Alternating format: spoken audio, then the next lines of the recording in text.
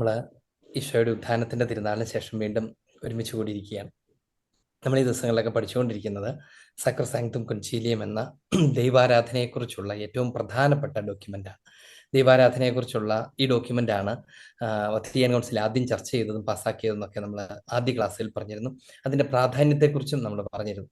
ദൈവാരാധനയ്ക്ക് വേണ്ടി ഒരുമിച്ച് കൂട്ടപ്പെട്ട ഒരു സമൂഹമാണ് നമ്മളൊരു ആരാധനാ സമൂഹമാണ്. സ്വാഭാവികമായും അതുകൊണ്ട് തന്നെ ദൈവാരാധന പരിശുദ്ധ സഭയുടെ സകല പ്രവൃത്തികളുടെയും പ്രധാനപ്പെട്ട ഭാഗമാണ്, അഥവാ ഹൃദയമാണ്. ഇന്ന് നമ്മൾ വളരെ ശ്രദ്ധേയമായ ഒത്തിരി പ്രധാനപ്പെട്ട 2-3 വിഷയങ്ങളെക്കുറിച്ച് സംസാരിക്കണമെന്നാണ് പ്രതീക്ഷിക്കുന്നത്. അത് കൗൺസിലിനെ അധികരിച്ച് തിരുസഭയുടെ പ്രബോധന വിശ്വാസ പരിശീലന ഗ്രന്ഥമാകുന്ന CCCയുമൊക്കെ ആയിട്ട് ബന്ധപ്പെട്ട് ഇത് രണ്ടിലോട് കൂടി സംസാരിക്കുന്ന വിഷയങ്ങളെക്കുറിച്ചാണ് നമ്മൾ സംസാരിക്കാൻ പോകുന്നത്. ആദ്യം നമുക്ക് പറയേണ്ടത് ആരാധനാക്രമത്തിൻ്റെ അല്ലെങ്കിൽ കുദാശകളുടെയൊക്കെ പ്രധാനപ്പെട്ട ദൗത്യം എന്താണെന്നാണ്. എന്തിനു വേണ്ടിയിട്ടാണ് ആരാധനാക്രമം, എന്തിനു വേണ്ടിയിട്ടാണ് കുദാശകൾ? ആരാധനാക്രമം എന്ന് പറയുമ്പോൾ നമുക്കറിയാം പ്രധാനമായും അത് ഉദ്ദേശിക്കുന്നത് കുദാശകളെ തന്നെയാണ്. കുദാശകളാണ് ആരാധനാക്രമത്തിൻ്റെ ഹൃദയഭാഗം. കുദാശകളെയാണ് ആരാധനാക്രമം എന്ന് പറഞ്ഞാൽ പോലും കുഴപ്പമില്ല, മറ്റു ഘടകങ്ങളോട് ചേരുന്നുണ്ടെങ്കിൽ പോലും അതിൻ്റെ കേന്ദ്രം, നട്ടെല്ല്, ഈശോ മിശിഹായിലൂടെ സാധ്യമായ രക്ഷ നമ്മൾ അനുഭവിക്കുന്ന അതിൻ്റെ നട്ടെല്ല്, ഹൃദയഭാഗം എന്ന് പറയുന്നത് എപ്പോഴും ആരാധനാക്രമമാണ്, കൂദാശകളാണ്. ആരാധനാക്രമത്തിൽ കൂദാശകളാണ്.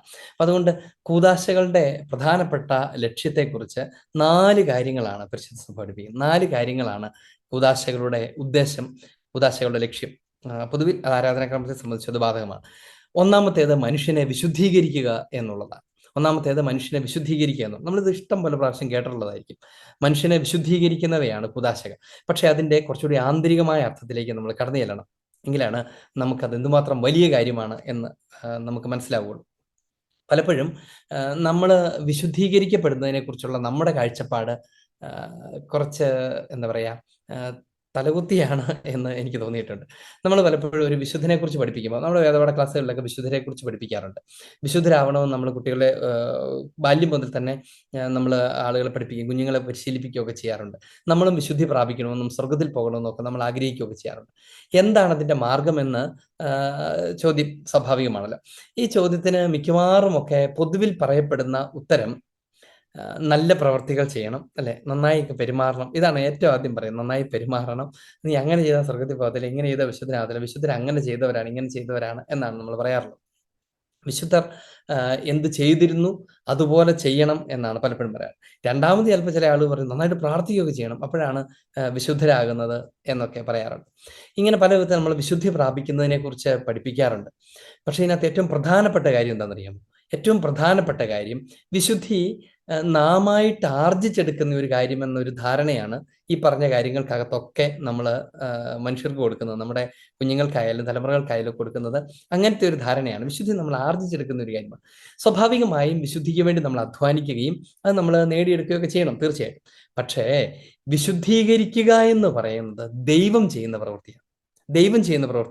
ഞാനൊരു കാര്യം ചെയ്ത്, ഞാൻ ചില കഠിനാധ്വാനം ചെയ്ത് ഞാൻ വിശുദ്ധി പ്രാപിക്കുന്നു എന്നതിനേക്കാളും ദൈവം വിശുദ്ധീകരിക്കുന്നതിന് നമ്മളെ വിട്ടുകൊടുക്കുക എന്നുള്ളതാണ്. ശരിക്കും പറഞ്ഞാൽ, സിമ്പിളായിട്ട് പറഞ്ഞാൽ, ഈ കുഞ്ഞുങ്ങളെയൊക്കെ അമ്മ ചെളിയിലൊക്കെ പോയി കളിച്ചൊക്കെ വരുമ്പോഴത്തേനും എന്നൊക്കെ വിചാരിച്ചു, അമ്മ അതിനെ കഴുകി വൃത്തിയാക്കി മനോഹരമാക്കി കൊച്ചിനെ വെക്കുകയല്ലേ എന്ന് പറയുന്നത് പോലെ അത് കുഞ്ഞതിന് അനുവദിച്ചു കൊടുക്കുകയൊക്കെ ചെയ്യണം സ്വാഭാവികമായും. എങ്കിൽ പോലും അത് പ്രധാനമായും അമ്മയാണത് ചെയ്യുന്നത്. ദൈവമാണ് നമ്മളെ വിശുദ്ധീകരിക്കുന്നത്. നമ്മുടെ ദൗത്യം എന്താണെന്ന് ചോദിച്ചാൽ, ദൈവം വിശുദ്ധീകരിച്ചു കഴിയുമ്പോൾ നമ്മൾ വീണ്ടും അഴുക്കിനകത്ത് പോയി സൂക്ഷിച്ച് നടക്കുക എന്നുള്ളതാണ് നമ്മുടെ ദൗത്യം. അല്ലാതെ നമ്മളായിട്ട് നേടിയെടുക്കുന്നു എന്ന് പറയുന്നത് എപ്പോഴും അത്ര ഉചിതമല്ല. നമ്മുടെ പങ്കാളിത്തത്തിന് വിലയില്ലാഞ്ഞിട്ടല്ല, നമ്മുടെ പങ്കാളിത്തം വിലയുള്ളതാണ്. നമ്മൾ അതിനുവേണ്ടി അധ്വാനിക്കണം, വിശുദ്ധി പ്രാപിക്കാനായി യത്നിക്കണം. സ്വർഗത്തിലേക്കുള്ള കവാടം ഞെരുക്കമുള്ളതാണ്, അതിലൂടെ കഷ്ടപ്പെട്ട് വേണം കിടക്കാൻ. ബലവാന്മാരത് പിടിച്ചെടുക്കുന്നു, ഒക്കെ ശരിയാണ്. പക്ഷേ ഇത് ദൈവം ചെയ്യുന്നില്ലായിരുന്നെങ്കിൽ നമ്മുടെ അധ്വാനമൊക്കെ പാഴായി പോകുമായിരുന്നു. അതാണ് ഈ പറഞ്ഞ കാര്യം.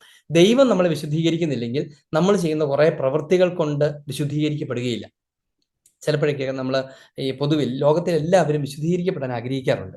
എല്ലാവരും, എല്ലാ മനുഷ്യരും, അതേത് ട്രൈബ് ആയാലും ശരി, എവിടെ ആയാലും. അപ്പോൾ അവർ വിശുദ്ധീകരിക്കപ്പെടാൻ വേണ്ടി കണ്ടെത്തുന്ന കുറേ മാർഗ്ഗങ്ങളൊക്കെ ഉണ്ട്. ചിലപ്പോൾ ചില പുഴയിലൊക്കെ ചില വിശുദ്ധമെന്ന് കരുതുന്ന ചില നദികളിലൊക്കെ മുങ്ങിപ്പൊങ്ങിയാൽ വിശുദ്ധീകരിക്കപ്പെട്ടു, ആശ്വാസമായി, അങ്ങനെ ഒരു മനസ്സമാധാനത്തോടെ തിരിച്ചു പോകുന്ന മനുഷ്യരെ നമ്മൾ കാണും. അങ്ങനെ പല വിധത്തിൽ ശുദ്ധീകരിക്കപ്പെടാൻ വേണ്ടി അങ്ങനെയാണ് ഈ ട്രൈബൽ, ഏത് ട്രൈബൽ കൾച്ചറിൽ പോലും അതുണ്ട്.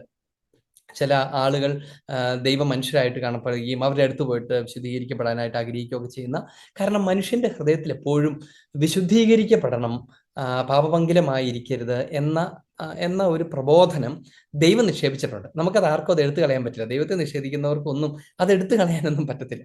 അതവിടെ എന്തായാലും ഉണ്ടാവും. അപ്പോൾ അതുകൊണ്ടാണ് ആളുകൾ ഇങ്ങനെ തേടി നടക്കുകയും ഒക്കെ ചെയ്യുന്നത്. അപ്പൊ നല്ല മനുഷ്യര്, ദൈവത്തിൽ വിശ്വസിക്കുക, ദൈവത്തെ അറിയാത്ത ആളുകൾ പോലും അതിനുവേണ്ടി ദാഹിക്കുകയൊക്കെ ചെയ്യുന്നുണ്ട്. ഇനി പ്രധാനപ്പെട്ട കാര്യം എന്താണെന്നറിയാമോ? ഈ വിശുദ്ധീകരണം ദൈവമായിട്ട് നമുക്ക് തരുന്നതാണ്. ഇതെവിടെയാണ് നടക്കുന്നത്? ആദ്യം നടക്കുന്നത്, ആദ്യം നല്ല ഏറ്റവും പ്രധാനമായി നടക്കുന്നത് പരിശുദ്ധ മാമോദീസയിലാണ്. മാമോദീസയിൽ എന്താണ് സംഭവിക്കുന്നത്? മാമോദീസയിൽ ഉത്ഭവപാപത്തിൽ നിന്നും കർമ്മപാപത്തിൽ നിന്നും നമ്മെ കഴുകി വിശുദ്ധീകരിച്ച് അതിന്റെ ശിക്ഷകളോടെ നീക്കിക്കളഞ്ഞ് നമ്മളെ ശുദ്ധി ചെയ്ത് പുതിയ മനുഷ്യനാക്കി ഈശോ മാറ്റി. എന്ന് വെച്ചാൽ സ്വർഗരാജ്യത്തിൽ അഥവാ പർദീസയിൽ മനുഷ്യൻ ദൈവത്തോടൊത്തായിരുന്നപ്പോൾ ഉണ്ടായിരുന്ന ആദിമ പരിശുദ്ധിയിലേക്ക് അവൻ തന്നെ നഷ്ടപ്പെടുത്തി കളഞ്ഞ അവന്റെ ആദിമ പരിശുദ്ധി, അവന്റെ തിന്മ, അവന്റെ മരണത്തിലേക്കുള്ള വീഴ്ച, സാത്താനുമായുള്ള ഉടമ്പടി, ഇതിനെയൊക്കെ ഇല്ലായ്മ ചെയ്ത് കർത്താവ് നമ്മെ വിശുദ്ധീകരിച്ച് പുതിയ മനുഷ്യരാക്കി മാറ്റും. അതുകൊണ്ടാണ് പൗലോസ്ലീഹായൊക്കെ ലേഖനങ്ങൾക്കകത്തൊക്കെ നമ്മളത് ആരംഭിക്കുന്നത് ഇന്ന് കൊറിന്തോസിലെ, ഗലാത്യയിലെ വിശുദ്ധർക്ക് എഴുതുന്നത് എന്ന് പറയാൻ ആരംഭിക്കുന്നത്. അവിടെ മുഴുവനും വിശുദ്ധരായിരുന്നു, അഥവാ നാമകരണം ചെയ്യപ്പെട്ട വിശുദ്ധരായിരുന്നു എന്നല്ല അതിന്റെ അർത്ഥം. പകരം മിശിഹ വിശുദ്ധീകരിച്ചവർ എന്നാണ്. ഇനി എങ്ങനെയാണ് കർത്താവ് വിശുദ്ധീകരിച്ചത്? അവിടുന്ന് വിശുദ്ധീകരിച്ചത് അവിടുത്തെ പീഡാസഹന, കുരിശുമരണ, സംസ്കാര, ഉത്ഥാന രഹസ്യങ്ങളാകുന്ന പരിത്രാണ കർമ്മങ്ങളിലൂടെയാണ് കർത്താവ് നമ്മളെ വിശുദ്ധീകരിച്ചത്. ആ വിശുദ്ധീകരിച്ച ആ പ്രവൃത്തി നമുക്ക് സംജാതമാക്കുന്നതാണ് കൂദാശകൾ. നമ്മൾ നേരത്തെ പറഞ്ഞു, ആരാധനാക്രമത്തിൽ പൊതുവിലും കൂദാശകൾ പ്രത്യേകിച്ചും. അതിലേറ്റവും പ്രധാനപ്പെട്ടത്, അത് നേരിട്ടത് ചെയ്യുന്നത്, ആദ്യം നമുക്ക് ലഭിക്കുന്നത് അത് പരിശുദ്ധ മാമോദീസയിലാണ്. മാമോസ സ്വീകരിക്കുന്ന ഒരാൾ കർത്താവിന്റെ പീഡാസഹന, കുരിശുമരണ, ഉത്ഥാനത്തിന്റെ ലൂടെ നമുക്ക് നൽകപ്പെട്ട ശുദ്ധീകരണം സ്വീകരിക്കുന്നു. അതുകൊണ്ടാണ് റോമാ ലേഖനത്തിലൊക്കെ പരിശുദ്ധ മാമോദീസയെ കുറിച്ച് പഠിപ്പിക്കുന്നത് ഇങ്ങനെയാണ്: അത് ഈശോമിശിഹായോടൊത്തുള്ള മരണമാണ്, അവിടുത്തോടൊത്തുള്ള സംസ്കാരമാണ്, അവിടുത്തോടൊത്ത് നിത്യജീവനിൽ നിലനിൽക്കാൻ വേണ്ടിയുള്ള ഉത്ഥാനമാണ്. ഈശോയുടെ കൂടെ മരിച്ച് അടക്കപ്പെട്ട് ഉത്ഥാനം ചെയ്താണ് നമ്മൾ പുതിയ സൃഷ്ടികളായി മാറുന്നത്. അഥവാ വിശുദ്ധീകരിക്കപ്പെട്ട പുതിയ സൃഷ്ടികളായി, പുതിയ മനുഷ്യനെ ധരിക്കുക എന്നൊക്കെ പറയില്ലേ, അങ്ങനെ ദൈവമാണ് വിശുദ്ധീകരിക്കുന്നത്. അപ്പൊ നമ്മൾ കുറെ പ്രവർത്തികൾ ചെയ്തു, അതുവഴി നമ്മൾ വിശുദ്ധീകരിക്കപ്പെട്ടു എന്ന് നമുക്ക് പറയാൻ പറ്റില്ല. ഒരു ഭാരതീയ കാഴ്ചപ്പാടിനകത്ത് അങ്ങനെ ഒരു കാര്യമുണ്ട്. ഇത് ചിലപ്പോഴൊക്കെ നമ്മളറിയാതെ നമ്മുടെ ഇടയിലേക്കും കയറി വരാറുണ്ട് എന്ന് നമ്മൾ ഓർക്കണേ. ഇതിന് ഇപ്പൊ നടക്കുന്ന ചില കാര്യങ്ങളൊക്കെ ആയിട്ട് ആനുകാലിക ബന്ധമുണ്ട്. നമ്മുടെ പരിശ്രമം കൊണ്ട്, നമ്മുടെ അധ്വാനം കൊണ്ടാണ് നമ്മൾ ദൈവത്തെ പ്രസാദിപ്പിക്കുന്നത്, നമ്മൾ വിശുദ്ധീകരിക്കപ്പെടുന്നത്, നമ്മൾ ദൈവത്തിൽ നിന്ന് അനുഗ്രഹങ്ങൾ പിടിച്ചു മേടിക്കുന്നത് എന്നൊരു തെറ്റിദ്ധാരണ ആളുകളുടെ ഇടയിലുണ്ട്. ഇതൊരു നാച്ചുറൽ റിലീജിയൻസിന്റെ ഒരു കൺസെപ്റ്റ് ആണത്. പ്രകൃതി മതങ്ങളുടെ, പ്രത്യേകിച്ച് ഭാരതീയ വിശ്വാസ പാരമ്പര്യത്തിനകത്തൊക്കെ ഇത് ശക്തമായിട്ടുണ്ട്. നമ്മൾ കണ്ടിട്ടുണ്ടാവും, ഈ എന്താ പറയാ, തപസ് ചെയ്ത് ദേവന്മാരെ പ്രസാദിപ്പിക്കുന്നതിനെ കുറിച്ചൊക്കെയുള്ള ഒത്തിരി കഥകൾ നമ്മൾ വായിച്ചിട്ടുണ്ടാവും, കേട്ടിട്ടുണ്ടാവും. അതെങ്ങനെയാണ്? ഇവര് തപസ് ചെയ്യും, കഠിന തപസ് മുറുകി കഴിയുമ്പോൾ ഒരു ഘട്ടത്തിൽ ദൈവത്തിന് പ്രസാദിക്കാതിരിക്കാൻ അഥവാ പ്രത്യക്ഷപ്പെടാതിരിക്കാൻ കഴിയാതെ വരും. അങ്ങനെ ബലമായി ദൈവത്തെ വരുതിക്ക് കൊണ്ടുവരികയും എന്നിട്ട് ഉദ്ദിഷ്ട കാര്യം സാധിച്ചെടുക്കുകയും ചെയ്യാൻ പറ്റും എന്നൊരു ധാരണ, തെറ്റിദ്ധാരണ, ദൈവത്തെക്കുറിച്ചുള്ള പരിമിതമായ അറിവിന്റെ പുറത്താണ് ഒരു ധാരണ നമ്മുടെയൊക്കെ നാട്ടിൽ ഉണ്ട്. ഇതിന്റെ ഫലമായിട്ടാണ് ഞാൻ ഇങ്ങനത്തെ ചില പ്രാർത്ഥനകൾ ഇത്ര പ്രാവശ്യം ചൊല്ലിക്കഴിയുമ്പം ദൈവത്തിന് വേറെ മാർഗമില്ല, ദൈവം അത് തരേണ്ടതായിട്ട് വരും എന്ന് തെറ്റിദ്ധരിക്കുന്ന വിധത്തിലുള്ള ചില എറോണിയസ് ആയിട്ടുള്ള ഭക്താഭ്യാസങ്ങൾ എന്ന് വിളിക്കാൻ പറ്റില്ലാത്ത ചില പ്രവൃത്തികൾ നടക്കുന്നത്. ഞാൻ ഇങ്ങനെ ഒക്കെ ചെയ്യും, ഞാൻ ഇങ്ങനെയൊക്കെ ചെയ്യും, അപ്പൊ അതിനനുസരിച്ച് ദൈവം എനിക്ക് പ്രതിഫലം തരണം. ഞാൻ ഇങ്ങനെയൊക്കെ ചെയ്തല്ലോ, അപ്പോൾ അതെനിക്കത് അവകാശമാകുന്നു. ഞാൻ ഇങ്ങനെ ചെയ്യാവുന്ന ദൈവത്തോട് പ്രതിജ്ഞ ചെയ്യുന്നു, അപ്പോൾ ദൈവം അതെനിക്ക് ഇങ്ങനെ തരണം. ഇങ്ങനെ ചിന്തിക്കുകയും പറയുകയും ചെയ്യുന്ന ചില സംവിധാനങ്ങളൊക്കെ നമ്മുടെ നാട്ടിലുണ്ട്. യഥാർത്ഥത്തിൽ അത് ക്രൈസ്തവ ആധ്യാത്മികതയല്ല, ക്രിസ്ത്യൻ സ്പിരിച്വാലിറ്റി അല്ല. കാരണം എന്താണെന്നറിയാമോ? ദൈവവുമായി നമുക്ക് ആർക്കും അങ്ങനെ ഒരു ഉടമ്പടി ഏർപ്പെടാൻ പറ്റില്ല. ഞാൻ ഇങ്ങനെ ചെയ്യും, അപ്പം നീ എനിക്ക് ഇങ്ങനെ ചെയ്തു തന്നോ.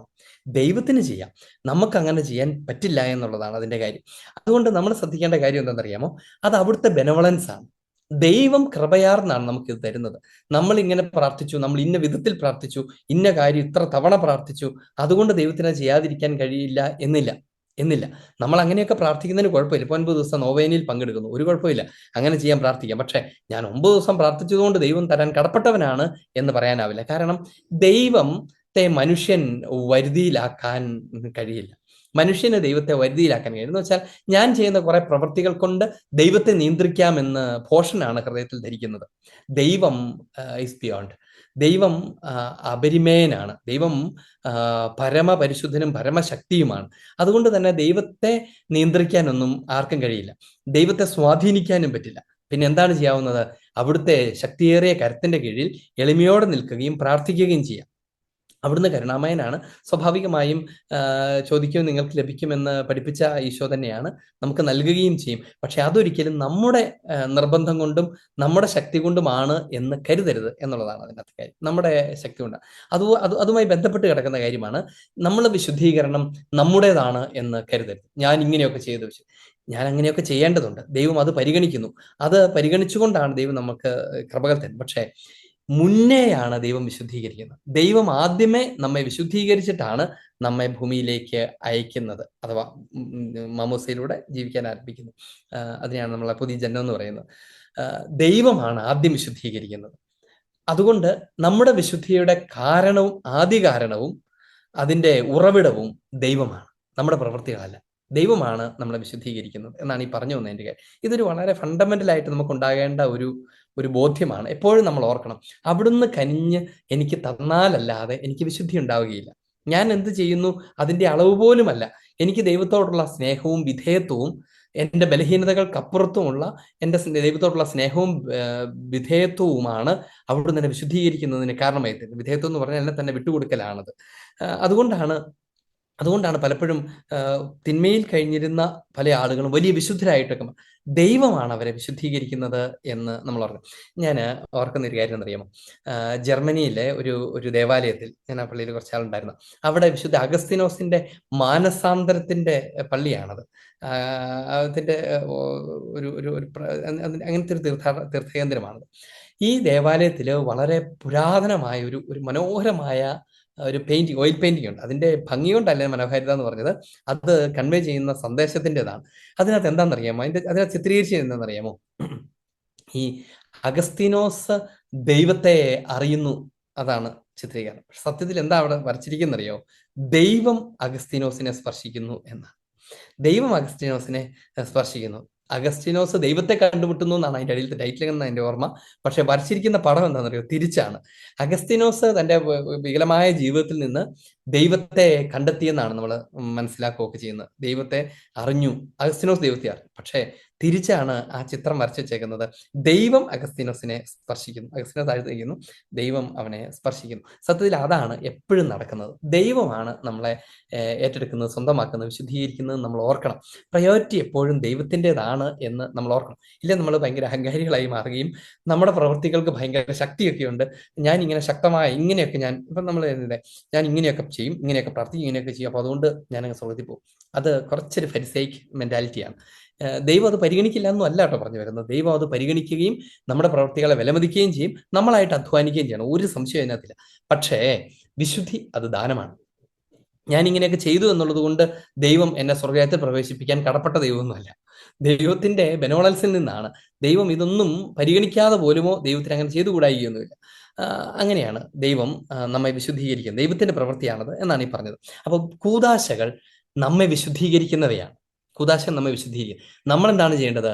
അതിന് വിധേയപ്പെടുക എന്നുള്ളതാണ്. ഒരു കുഞ്ഞ് കഴുകപ്പെടാൻ നിന്നു കൊടുക്കുന്നത് പോലെ നമ്മൾ കൂദാശകൾക്ക് സമീപസ്ഥരായിരുന്നാൽ മതി, കൂദാശകളിൽ നമ്മൾ ഉണ്ടായിരുന്നാൽ മതി, കൂദാശകളോട് ചേർന്ന് നിന്നാൽ മതി, നമ്മൾ വിശുദ്ധീകരിക്കപ്പെടും. ദൈവം നമ്മെ വിശുദ്ധീകരിക്കുന്ന ഒത്തിരി മേഖലകളുണ്ട്. അതിലേറ്റവും ശക്തമായ മേഖലയാണ് ഈ കൂദാശകളിലെ പങ്കാളിത്തം. പലപ്പോഴും നിർഭാഗ്യവശാണല്ലോ നമ്മുടെ ആളുകൾ പലപ്പോഴും അതിന്റെ മൂല്യം അത്രയ്ക്ക് മനസ്സിലാക്കാത്തത് കൊണ്ട് ഇത്രയും ശ്രേഷ്ഠമായ അവസരങ്ങളെ നിസ്സാരവൽക്കരിച്ച് കളയും. ഉദാഹരണത്തിന്, എല്ലാ ദിവസവും വിശുദ്ധ കുർബാനയ്ക്ക് പോകാൻ കഴിയുന്ന ആളുകളിൽ ഒരു 5% പോലും എല്ലാ ദിവസവും പോകുന്നുണ്ടാവില്ല എന്നാണ് ഞാൻ വിചാരിക്കുന്നത്. എല്ലാ ദിവസവും വിശുദ്ധ കുർബാനയ്ക്ക് പോകാൻ മാനുഷികമായി കഴിയുന്ന ആളുകൾ, ഇപ്പോൾ വാഹനമുണ്ട്, രാവിലെ സമയമുണ്ട്, രാവിലെ കുർബാനയുണ്ട്, പള്ളിയുണ്ട്, അങ്ങനത്തെ അവസരങ്ങളെല്ലാം ഉണ്ടായിരിക്കുക, വേണമെങ്കിൽ പോകാമെന്നുള്ള ആളുകളിൽ 5% പോലും പോകുന്നുണ്ടാവില്ല എന്ന് എനിക്ക് തോന്നുന്നത്. നമ്മുടെ കേരളത്തിലേക്ക് ഒരു അവസ്ഥ എടുത്തു കഴിഞ്ഞാൽ, പുറത്തേക്ക് പോയതിനേക്കാളും എല്ലാ ദിവസത്തെ കാര്യമാണ് പറഞ്ഞത്, എല്ലാ ദിവസത്തെ കാര്യം. അതുപോലെ തന്നെ ഇടവക ദേവാലയത്തിൽ മറ്റു കൂദാശകൾ പരികർമ്മം ചെയ്യപ്പെടുന്നു. ഒരു വിവാഹം പരികർമ്മം ചെയ്യപ്പെടുന്നു, മാമോസ് പരികർമ്മം ചെയ്യപ്പെടുന്നു. അതിന് എന്നെ ക്ഷണിച്ചിട്ടുണ്ടോ എന്നുള്ളതാണ് നമ്മൾ കഴിഞ്ഞ ക്ലാസ്സിനെ കുറിച്ച് പറഞ്ഞാൽ. ക്ഷണിച്ചിട്ടുണ്ടോ ഇല്ലയോ എന്നുള്ളത് ഒരു പ്രസക്തമായ കാര്യമല്ല. കാരണം എന്താണ്, അത് കൂദാശകൾ പങ്കെടുക്കുക എന്നുള്ളത് ഒരു ക്രൈസ്തവന്റെ അവകാശമാണ്. അതിനാരും ക്ഷണിക്കേണ്ട ആവശ്യമില്ല. പിന്നെ അതിന് ശേഷമുള്ള വിരുന്നിലേക്കാണ്, അതിന്റെ ഭക്ഷണത്തിലേക്ക് മാത്രമാണ് ക്ഷണിക്കുവാണെങ്കിൽ പോവുക എന്നുള്ള മര്യാദയൊക്കെ വേണം കീപ്പ് ചെയ്യാവുന്നത്. അങ്ങനെ മാത്രമേ ഉള്ളൂ. പക്ഷെ ഇത് കൂദാശകളിലെ പങ്കാളിത്തം നമ്മുടെ അവകാശമാണ്. അങ്ങനെ ഇരിക്കെ അതിനെ അത്രമാത്രം താല്പര്യത്തോടെ കണ്ട് അതിൽ പങ്കെടുക്കാൻ പോകുന്ന ആളുകളുടെ എണ്ണം കുറവാണ്. അതിന്റെ പ്രധാനപ്പെട്ട കാരണം ഈ കൂദാശകളെ കുറിച്ചുള്ള ബോധ്യമില്ലായ്മയാണ്. കൂദാശകൾക്ക് നമ്മളെ തന്നെ വിട്ടുകൊടുത്താൽ തന്നെ നമ്മൾ വിശുദ്ധീകരിക്കപ്പെട്ടുകൊണ്ടിരിക്കും. ഇനി വിശുദ്ധീകരിക്കാൻ വേണ്ടി തന്നെയുള്ള കൂദാശകളുണ്ട്, ഒപ്പം സകല കൂദാശകളും വിശുദ്ധീകരിക്കുന്നത്. ഒന്നാമത്തെ കാര്യം, കൂദാശകൾ നമ്മെ വിശുദ്ധീകരിക്കുന്നു എന്നുള്ളതാണ്. രണ്ടാമത്തെ എന്താണ്, മിശിഹായുടെ മൗതിക ശരീരത്തെ പടുത്തുയർത്തുക എന്നുള്ളത് കൂദാശകളുടെ ദൗത്യമാണ്. പരിശുദ്ധ കൂദാശകൾ മിശിഹായുടെ മൗതിക ശരീരമാകുന്ന സഭയെ പടുത്തുയർത്തും. തിരുസഭ പടുത്തുയർത്തപ്പെടുന്നത് കൂദാശകളിലൂടെയാണ്. പലപ്പോഴും ഉണ്ടല്ലോ, നമ്മൾ പൊതുവിലൊക്കെ ധരിക്കാറുള്ളത് തിരുസഭ വളരുന്നത്, തിരുസഭ ശക്തി പ്രാപിക്കുന്നത് നമ്മുടെയൊക്കെ അധ്വാനത്തിലൂടെ, നമ്മുടെ പങ്കാളിത്തത്തിലൂടെ, നമ്മുടെ പ്രവൃത്തികളിലൂടെ, നമ്മുടെ അധ്വാനത്തിലൂടെയാണ് എന്നൊക്കെ നമ്മൾ കരുതാറുണ്ട്. സഭയെ വളർത്താൻ വേണ്ടി നമ്മൾ അധ്വാനിക്കുന്നത്, അതൊക്കെ വേണം, അതൊക്കെ അതിന്റെ ഭാഗമാണ്. പക്ഷെ ഒന്നാമത്തെ മറന്നിട്ട് രണ്ടാമത്തെ കാര്യത്തെക്കുറിച്ച് പറയുന്നത്. ഒന്നാമത്തെ എന്താണ്, കൂദാശകളാണ്. പരിശുദ്ധ കൂദാശകൾ സഭാഗാത്രത്തെ ജനിപ്പിക്കുകയും വളർത്തുകയും ചെയ്യും. ഓരോ അവയവത്തെയും ജനിപ്പിക്കുന്നത് കൂദാശകളാണ്. പരിശുദ്ധ മാമോദീസയിലൂടെ ജനിക്കുന്ന അവയവങ്ങളാണല്ലോ സഭാംഗങ്ങൾ എല്ലാവരും. അങ്ങനെ ജനിക്കുകയും അങ്ങനെ സഭയിൽ വളരുകയുമാണ് ചെയ്യുന്നത്. അപ്പൊ തിരുസഭയെ പടുത്തുയർത്തുന്നത് കൂദാശകളാണ്. അത് സഭാംഗങ്ങൾക്ക് ജന്മം കൊടുക്കുന്നതും സഭാംഗങ്ങളെ പരിപോഷിപ്പിക്കുന്നതും ശക്തിപ്പെടുത്തുന്നതും വീണ്ടും വിശുദ്ധീകരിക്കുന്നതും ജീവിതത്തിന്റെ വിവിധ ഘട്ടങ്ങളിലേക്ക് പ്രവേശിപ്പിക്കുന്നതും, വിവാഹം പോലെയുള്ള ഘട്ടങ്ങളിലേക്ക് പ്രവേശിപ്പിക്കുന്നതും, തിരുസഭാ ശുശ്രൂഷയ്ക്കായി പൗരോഹിത്യം എന്ന പോലെയൊക്കെ നിയമിക്കുന്നതും, ദുർബലമാകുമ്പോൾ ശക്തിപ്പെടുത്തുന്നതും, രോഗിലേപനം പോലുള്ള കൂദാശകളുടെ ശക്തിപ്പെടുത്തുന്നതും ഒക്കെ കൂദാശകളാണ്. കൗദാശിക ജീവിതമാണ് പരിശുദ്ധ സഭയെ ശക്തിപ്പെടുത്തുന്നത്. അതുകൊണ്ട് നമ്മൾ എപ്പോഴും ഓർക്കണം, കൂദാശകൾക്കുള്ള അവസരങ്ങൾ ഉണ്ടായിരിക്കുക എന്നുള്ളതാണ് സഭയെ പടുത്തുയർത്തലിന്റെ അടിസ്ഥാനപരമായ ഘടകം. എന്ന് വെച്ചാൽ ലോകത്തിൽ എവിടെയായിരുന്നാലും പരിശുദ്ധ കൂദാശകൾ സ്വീകരിക്കാൻ കഴിയുന്ന സാഹചര്യം ഉണ്ടെങ്കിൽ സഭ വളരും. എന്ന് മാത്രമല്ല, അതിനാവശ്യമായ ഘടകങ്ങൾ ഏറ്റവും പ്രധാനപ്പെട്ടത് പൗരോഹിത്യമാണ് എന്ന് നമ്മൾ ഓർക്കണം. പൗരോഹിത്യത്തിന്റെ അസാന്നിധ്യം സ്വാഭാവികമായും കൂദാശകളുടെ പരികർമ്മങ്ങളെ ഇല്ലായ്മ ചെയ്യും. സ്വാഭാവികമായും ദൈവജനം തളരും, സഭ ക്ഷയിക്കും. അതുകൊണ്ട് എപ്പോഴും നമ്മൾ വളരെ നിസ്സാരമായി കരുതുന്ന ഒരു ഘടകമാണ് ഈ കൂദാശകളും പൗരോഹിത്യവും എന്ന് എനിക്ക് ഇടയ്ക്കൊക്കെ തോന്നാറുണ്ട്. എന്ന് വെച്ചാൽ അച്ഛന്മാരൊക്കെ അവിടെ ഉണ്ടല്ലോ, അപ്പൊ അവരോട് ഇച്ചിരി മല്ലു പിടിച്ചാലും സാരമില്ല, അവരെ കൂടെ നയിക്കട്ടെ, അവരെന്തെങ്കിലുമൊക്കെ ചെയ്യട്ടെ എന്നൊക്കെ കരുതുന്ന ഒരു ട്രെൻഡൊക്കെ ഉണ്ട്. ചിലപ്പോഴൊക്കെ എന്തെങ്കിലും ഒരു ചെറിയൊരു കാര്യം ഉണ്ടെങ്കിലായിരിക്കാം, ചിലപ്പോൾ ഒരു വിമർശിക്കപ്പെടേണ്ട ഒരു കാരണം തന്നെ ആയിരിക്കാം. അപ്പൊ അത് ക്രിയേറ്റീവായിട്ട് ചെയ്യുന്നതിനേക്കാൾ ഇങ്ങനെ ഡിസ്ട്രക്റ്റീവ് ആയിട്ടുള്ള വിമർശനങ്ങൾ എന്നൊക്കെ നമ്മൾ കേട്ടിട്ടില്ല. എന്ന് പറഞ്ഞാൽ അടിച്ചമർത്തി നശിപ്പിച്ച് കളയാൻ വേണ്ടിയുള്ള വിമർശനങ്ങൾ എന്ന് പറഞ്ഞാൽ ആ വിമർശനത്തിന്റെ ഫലമായി നന്മയാണോ ഉണ്ടാകുന്നത്, അതോ പൗരോഹിത്യം സ്വീകരിക്കാൻ ആഗ്രഹിക്കുന്ന ഒരു നിഷ്കളങ്കനായ ഒരു കുഞ്ഞിന് പോലും ഭയപ്പാടും മടിയുമാണോ തോന്നുന്നത് എന്നൊക്കെ നോക്കിയാൽ അറിയാം ഇത് ഡിസ്ട്രക്റ്റീവായ ക്രിറ്റിസിസം ആണോ അതോ വളർത്തുന്ന ക്രിറ്റിസിസം ആണോ എന്നുള്ളത്. പലർക്കും ക്രിറ്റിസൈസ് ചെയ്യുക എന്നുള്ള ഉദ്ദേശമല്ലാതെ ക്രിയേറ്റീവായിട്ട് ക്രിറ്റിസൈസ് ചെയ്യുക എന്നോ അല്ലെങ്കിൽ പടുത്തുയർത്താൻ വേണ്ടി വിമർശിക്കുക എന്നുള്ള ഉദ്ദേശം ചിലപ്പോഴെങ്കിലുമൊക്കെ പല ആളുകൾക്കും ഇല്ല. അതിന്റെ പരിണിതഫലം ഭയങ്കരമാണ്. എന്താ സംഭവിക്കാന്നറിയാമോ? പലപ്പോഴും വൈദികർ തന്നെ ക്ഷയിക്കും, അവർ തന്നെ ചിലപ്പോൾ തളരും. കാരണം എല്ലാവരും നമ്മൾ കരുതുന്ന പോലെ അത്രമാത്രം ആത്മശക്തി ഉള്ളവരായിരിക്കുന്നില്ല. അവർ കർത്താവിനോടുള്ള സ്നേഹം കൊണ്ട്, പൗരോഹിത്യരോടുള്ള സ്നേഹം കൊണ്ട്, അവരുടെ പരിമിതികൾക്കകത്ത് നിന്ന് പൗരോഹിത്യം സ്വീകരിക്കുകയൊക്കെ ചെയ്തവരും അതിന് നിലനിൽക്കുന്നവരൊക്കെ ആയിരിക്കും. അപ്പോൾ നിരന്തരമായ വിമർശനങ്ങൾ ചിലപ്പോഴൊക്കെ ഉണ്ടല്ലോ, പതുക്കെ പതുക്കെ പിൻവാങ്ങാനും നിഷ്ക്രിയരാകാനും, അല്ലെങ്കിൽ ചിലപ്പം എന്താ പറയുക, അത്യാവശ്യപ്പെട്ട ജോലികളൊക്കെ ചെയ്തങ്ങ് കടന്നു പോകുന്ന ആളുകളായി മാറാനൊക്കെയുള്ള പ്രലോഭനം ഉണ്ടാകാൻ സാധ്യതയുണ്ട്. അവരതിനെ അതിജീവിക്കേണ്ടതാണ് തീർച്ചയായിട്ടും. തീർച്ചയായിട്ടും. പക്ഷെ അതിനെ അതിജീവിക്കാൻ കഴിയാതെ പോകുന്ന ആളുകളുടെ നഷ്ടം നമുക്ക് വലുതാണ്. നമുക്ക് വലുതാണ്. നമ്മൾ പലപ്പോഴും ക്രിട്ടിസൈസ് ചെയ്ത് നമുക്ക് നന്നാക്കി എടുക്കാമെന്ന് കരുതുന്നതിനേക്കാൾ വലിയ നാശങ്ങൾ ഈ ഡിസ്ട്രക്റ്റീവ് ആയിട്ടുള്ള ക്രിറ്റിസിസം വഴി ഉണ്ടാകും. ഇനി അതുവഴി അന്ന് മാത്രമല്ല, ആ പൗരോഹിത്യത്തെ അത്ര ഗൗരവമുള്ള കാര്യമായി പരിഗണിക്കാതിരിക്കുന്ന ഒരു കാലഘട്ടത്തിലാണ് സഭ ക്ഷയിച്ചു പോകുന്നത്. ആത്യന്തികമായി സഭ ക്ഷയിക്കുമ്പോൾ എന്താ പറ്റുക?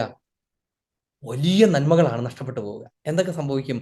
ഒന്ന്, ഒരാളുടെ ആത്മരക്ഷയുടെ ഉറപ്പ് നഷ്ടപ്പെട്ടു പോകും. ആത്മരക്ഷയുടെ ഉറപ്പ് നഷ്ടപ്പെട്ടു. കൂദാശകളിലൂടെയൊക്കെയുള്ള പരിപാലനം, വിശുദ്ധീകരണം അത് നഷ്ടപ്പെട്ടു. ആത്മരക്ഷ അപകടത്തിലാകും, മനുഷ്യവംശത്തിന്റെ തന്നെ, ക്രൈസ്തവരെ പ്രത്യേകിച്ച്.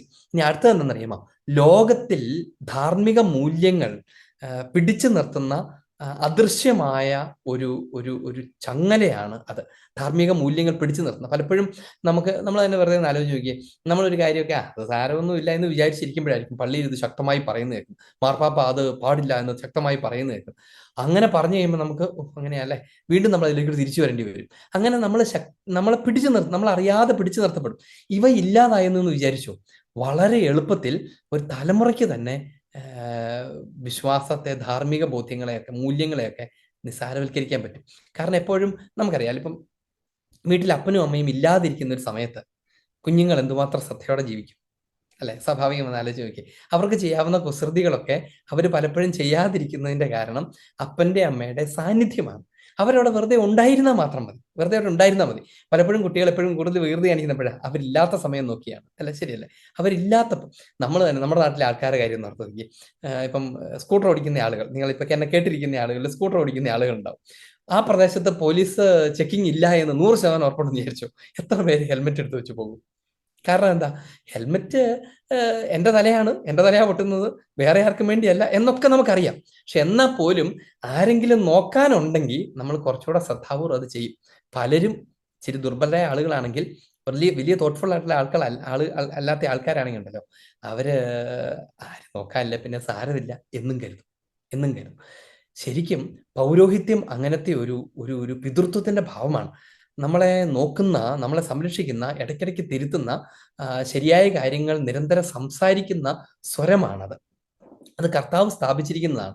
യുഗാന്ത്യം വരെ ഞാൻ നിങ്ങളോട് കൂടെ ഉണ്ടായിരിക്കുമെന്ന് ഈശോ പറഞ്ഞത് പൗരോഹിത്യത്തെ കൂടെ സ്ഥാപിച്ചുകൊണ്ടാണ്. ഞാൻ നിങ്ങളോട് കൂടെ ഉണ്ടായിരിക്കും എന്നൊക്കെ പഠിപ്പിച്ചത് അങ്ങനെയാണ്. അപ്പൊ അതുകൊണ്ട് നമ്മൾ ഓർക്കണം, ഇത് ഇല്ലായ്മ ചെയ്യുന്നതോടുകൂടെ ലോകത്തിൽ തന്നെ ധാർമ്മിക ബലം ക്ഷയിക്കും. ക്ഷയിക്കില്ല എന്ന് നമ്മൾ വെറുതെ കരുതരുത്. കാരണം ഈ ഇന്ന് നമ്മൾ കാണുന്ന ആധുനിക ലോകത്തെ ഒരു ഒരു ഒരു മനുഷ്യന് ധാർമ്മികമായി ജീവിക്കാൻ കഴിയുന്ന ഒരു ലോകമാക്കി മാറ്റിയതിന്റെ പിറകിൽ കത്തോലിക്ക പ്രബോധനത്തിന്, പൗരോഹിത്യത്തിന് വലിയ പങ്കുണ്ട്. നമ്മൾ എങ്ങനെയൊക്കെ അതില്ല. ഇപ്പൊ ഉദാഹരണത്തിന്, ലോകത്തിലെ ഏറ്റവും ശക്തമായി നിൽക്കുന്ന യൂറോപ്യൻ കൾച്ചർ അത് എവിടുന്ന് വന്നതാണ്. ഒരു കാലത്ത് ഈ ഗ്രേക്കോ റോമൻ കൾച്ചറിനകത്ത്, അതിന്റെ കൾച്ചറിന്റെ പ്രത്യേകത നിങ്ങൾ ശ്രദ്ധിച്ചിട്ടുണ്ടാവുമായിരിക്കും, മനുഷ്യനെ മൃഗങ്ങൾക്ക് തുല്യമായി കണക്കാക്കുകയും അവരെ വിശന്നിരിക്കുന്ന മൃഗങ്ങളോട് യുദ്ധം ചെയ്ത് അവർ കടിച്ചു കീറി തിന്നുന്നത് കണ്ടാസ്വദിക്കുന്ന ആളുകളുടെ കൊളോസിയോ ഒക്കെയാ ആ നാട്ടിൽ ഉണ്ടായിരുന്നത്. അങ്ങനത്തെ ഒരു കൾച്ചറാണ് ഉണ്ടായിരുന്നത്. മനുഷ്യനെ ഉപയോഗിച്ച് തള്ളുന്ന ഒരു കൾച്ചർ ഉണ്ടായിരുന്ന ഒരു ലോകമാണ് മുമ്പുണ്ടായിരുന്നത്. ഇപ്പം ട്രൈബൽസിനെ ഇടയ്ക്കൊക്കെ മിഷണറിമാരുടെ പ്രവർത്തനങ്ങളാണ് സത്യത്തിൽ അവരെ മനുഷ്യരാക്കിയതെന്ന് നമ്മൾ പലപ്പോഴും പറയാറുണ്ട്. മനുഷ്യരാക്കിയത്. സ്നേഹത്തെക്കുറിച്ച് ഏറ്റവും ശക്തമായ കൽപ്പന അത് നിരന്തരം പഠിപ്പിച്ചുകൊണ്ടിരുന്ന ആരാണ്? ക്ഷമയെക്കുറിച്ച് ലോകത്തിൽ എവിടെയെങ്കിലും പഠിപ്പിക്കുന്നുണ്ടെങ്കിൽ അത് കത്തോലിക്ക സഭയില്ല, ബാക്കി എല്ലാ സ്ഥലത്തും പഠിപ്പിച്ചുകൊണ്ടിരിക്കുന്നത് എന്താണ്? റിറ്റാലിയേറ്റ് ചെയ്യാന്നാണ്. ഇപ്പം അടുത്തയിടയ്ക്ക് ട്രംപ് പോലും യുദ്ധത്തിന് ഏർപ്പെടുമ്പം അത് ഒരുപക്ഷെ എത്രമാത്രം അത് അത് ചുമ്മാ അങ്ങനെ തീർത്തും സെക്കുലർ പെർസ്പെക്റ്റീവിൽ നോക്കിക്കഴിഞ്ഞാൽ അതിന്റെ ധാർമ്മികതയൊക്കെ എന്തായിരുന്നു എന്ന് പോലും ആലോചിക്കാതെ മാർപ്പാപ്പ പറയാണ്, അത് യുദ്ധം ചെയ്യരുത്, മനുഷ്യരെ കൊല്ലരുത്, അവന്റെ ജീവിതത്തെ തകർക്കരുത്, അവൻ എന്ത് ചെയ്യുന്നു എന്ന് നോക്കാതെ അവന് നന്മ ചെയ്യാനുള്ളവരാണ് നമ്മൾ എന്ന് നിരന്തരം ഈ ലോകത്തിൽ വേറെ ആരാണ് പഠിപ്പിക്കുക? വേറെ ആരാണ് പഠിപ്പിക്കുന്നത് ആലോചിച്ച് നോക്കി. അങ്ങനെ ക്ഷമയെക്കുറിച്ച്, സഹനത്തെക്കുറിച്ച്, സഹനം എന്ന് പറയുന്ന ലോകത്തിൽ ഇന്നൊരു എങ്ങനെയും മാറ്റി നിർത്തപ്പെടേണ്ട ഒരു തിന്മയായിട്ടാണ് ലോകം മനസ്സിലാക്കുന്നത് സഹനത്തെ. ശരിയല്ല? ആലോചിച്ച് നോക്കി. അതുകൊണ്ടാണല്ലോ ഇങ്ങേയറ്റം ഈ ടെക്നോളജിയുടെ ഡെവലപ്മെന്റിന് പറയും പോലും ആ ഒരു വിചാരമുണ്ട്. ഉദാഹരണത്തിന് നമ്മളെപ്പോഴും സൗകര്യം തരുന്ന യന്ത്രങ്ങൾ കണ്ടുപിടിച്ചുകൊണ്ടിരിക്കും. അത് വാഹനങ്ങൾ മുതൽ അലക്കാനും അരയ്ക്കാനുമുള്ള യന്ത്രങ്ങൾ വരെ എപ്പോഴും ആ യന്ത്രങ്ങൾ നമ്മൾ അറിയാതെ പറയുന്നതിനെന്തറിയും, നീ അധികം കഷ്ടപ്പെടേണ്ട എന്നാണ്. ഓക്കെ, ഓഫ് കോഴ്സ് നമ്മുടെ അധ്വാനത്തെ ലഘൂകരിക്കാൻ അവയൊക്കെ ഉപയോഗിക്കും. നമുക്ക് നമ്മുടെ അധ്വാനത്തെ മറ്റ് ചില കാര്യങ്ങളിലേക്കൊക്കെ ചാനലൈസ് ചെയ്യാൻ സഹായിക്കുകയൊക്കെ ചെയ്യും. പക്ഷേ മനുഷ്യൻ എപ്പോഴും സഹനത്തെ പരമാവധി ഒഴിവാക്കാൻ ശ്രമിച്ചുകൊണ്ടിരിക്കുന്ന ആൾക്കാരാണ്. ചെറിയ സഹനങ്ങൾ പോലും ഒഴിവാക്കാൻ ശ്രമിക്കുന്നത് നല്ലതാണ്. എന്തിനാ അത്രയും കഷ്ടപ്പെടുന്നത്, എന്തിന് ഇത്രയും കഷ്ടപ്പെടുന്നത് എന്ന് ചോദിക്കുന്ന ഒരു ലോകമാണുള്ളത്. അവിടെ സഹനത്തിന്റെ മൂല്യത്തെക്കുറിച്ച് സഭയല്ലാണ്ട് പിന്നെ ആരാ പഠിപ്പിക്കുക? നമ്മളൊന്ന് ആലോചിച്ച് നോക്കി. ഇതൊക്കെ നിരന്തരം പഠിപ്പിക്കുന്നത് ആരാണ്?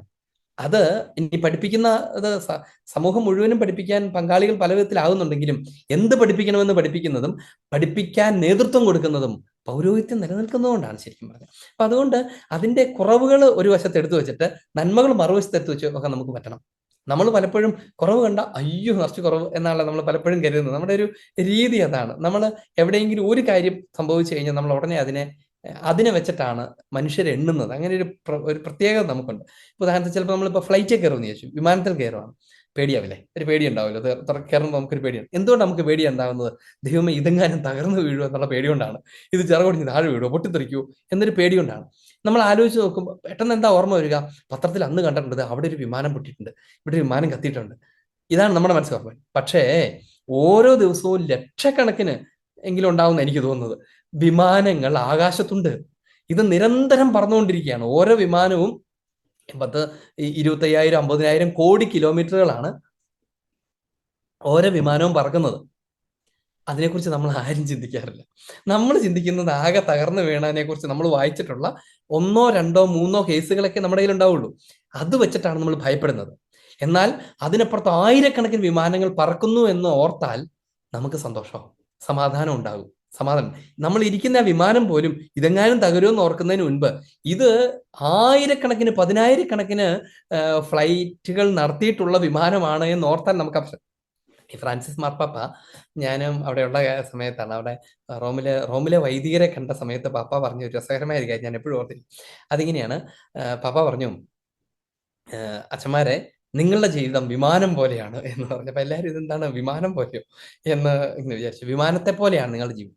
നിങ്ങൾ മനുഷ്യരെ നിങ്ങളിലാകുന്ന വിമാനത്തിൽ ശേഖരിച്ച് അവരുമായി സ്വർഗത്തിലേക്ക് ഉയരത്തിലേക്ക് പറക്കും. അങ്ങനെയുള്ള ആൾക്കാരാണ് നിങ്ങൾ എന്നൊക്കെ പറഞ്ഞപ്പോൾ എല്ലാവർക്കും മനസ്സിലാകും. അപ്പൊ അതിനായിട്ട് പിതാവ് ഇങ്ങനെ ആഡ് ചെയ്തു, പക്ഷെ ഒരു കാര്യമുണ്ട്, A flight that makes news only when it crashes എന്നാണ് പറയുന്നത്. ഈ വിമാനം അതൊരു വാർത്തയാകുന്ന എപ്പോഴാണ്? എയർ ഇന്ത്യയുടെ വിമാനം ഇന്നും ഇവിടുന്ന് പറന്ന് ഡൽഹിയിൽ ചെന്നു എന്ന് ആരെങ്കിലും പത്രത്തിൽ എഴുതാറുണ്ട്? ആരും എഴുതാറില്ല. ഏതെങ്കിലും വിമാനം തകർന്നാൽ അത് വലിയ വാർത്തയായിരിക്കും. അപ്പൊ അതുകൊണ്ട് ഞങ്ങളോട് ഇങ്ങനെ പാപ്പ പറയായിരുന്നു, നിങ്ങൾ ജീവിച്ചിരിക്കുമ്പം വലിയ വാർത്തയാവുമെന്നും വിചാരിച്ചിരിക്കണ്ട. കാരണം അത് അങ്ങനെ ഒരു സാധ്യതയില്ല. അതതിന്റെ ദൗത്യമാണ്. ഈ വിമാനം എന്നും പറന്നു പോയിട്ട് താഴ്ത്തു പോയിട്ട് പറഞ്ഞാൽ വാർത്ത കൊടുക്കുകയൊക്കെ ചെയ്യും. അങ്ങനെയൊന്നുമില്ല. പക്ഷേ മറുവശത്ത് അതിനെന്തെങ്കിലും പറ്റുമ്പോൾ അത് വാർത്തയാവും. ഈ വാർത്ത ഒത്തിരി പേരെ ഭയപ്പെടുത്തും, ഒത്തിരി പേരെ സ്വാധീനിക്കും.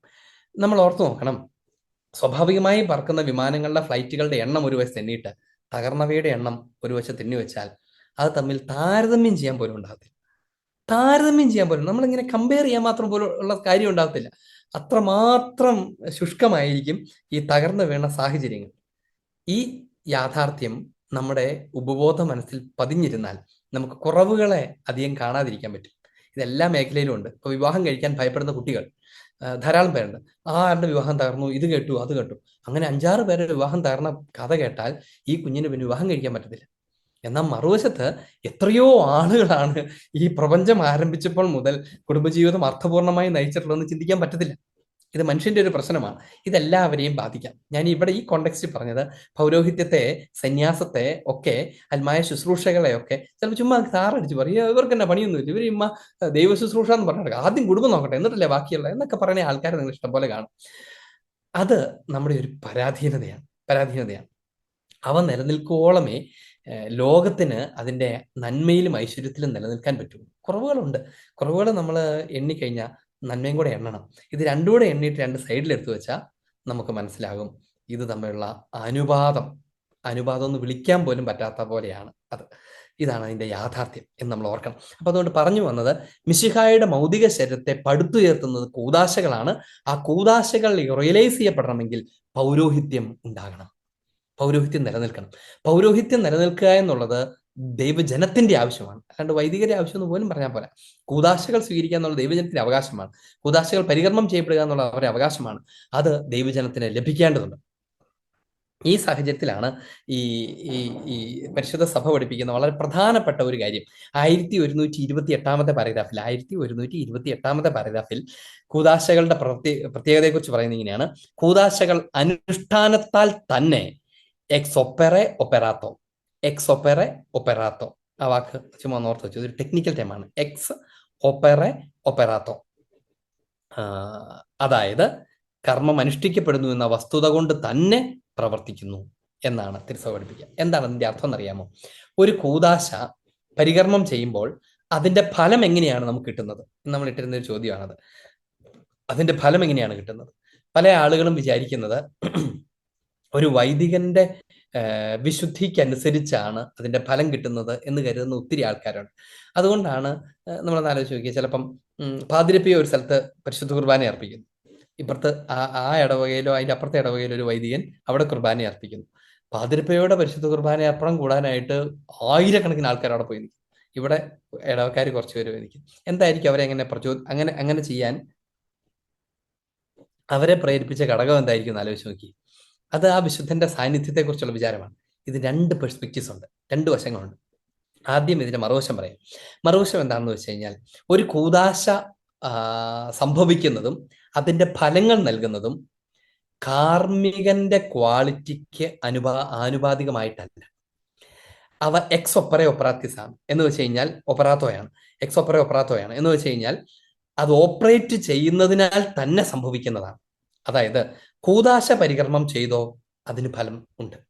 പാപം ഒരു വാലിഡ് ആയിട്ടുള്ള, അതിൻ്റെ എല്ലാ നിയമങ്ങളും അനുഷ്ഠിച്ചുകൊണ്ട്, എല്ലാ നിയമങ്ങളും പാലിക്കപ്പെട്ടുകൊണ്ട് വാലിഡ് ആയിട്ടുള്ള ഒരു വൈദികൻ തിരുസഭയുടെ ക്രമം ഉപയോഗിച്ച് അതിൻ്റെ നിയമപ്രകാരം പാപമോചനം നൽകിയാൽ ആ സ്വീകരിക്കുന്ന വ്യക്തിക്ക് നിശ്ചയമായും പാപമോചനം കിട്ടും, നിശ്ചയമായും പാപമോചനം കിട്ടും.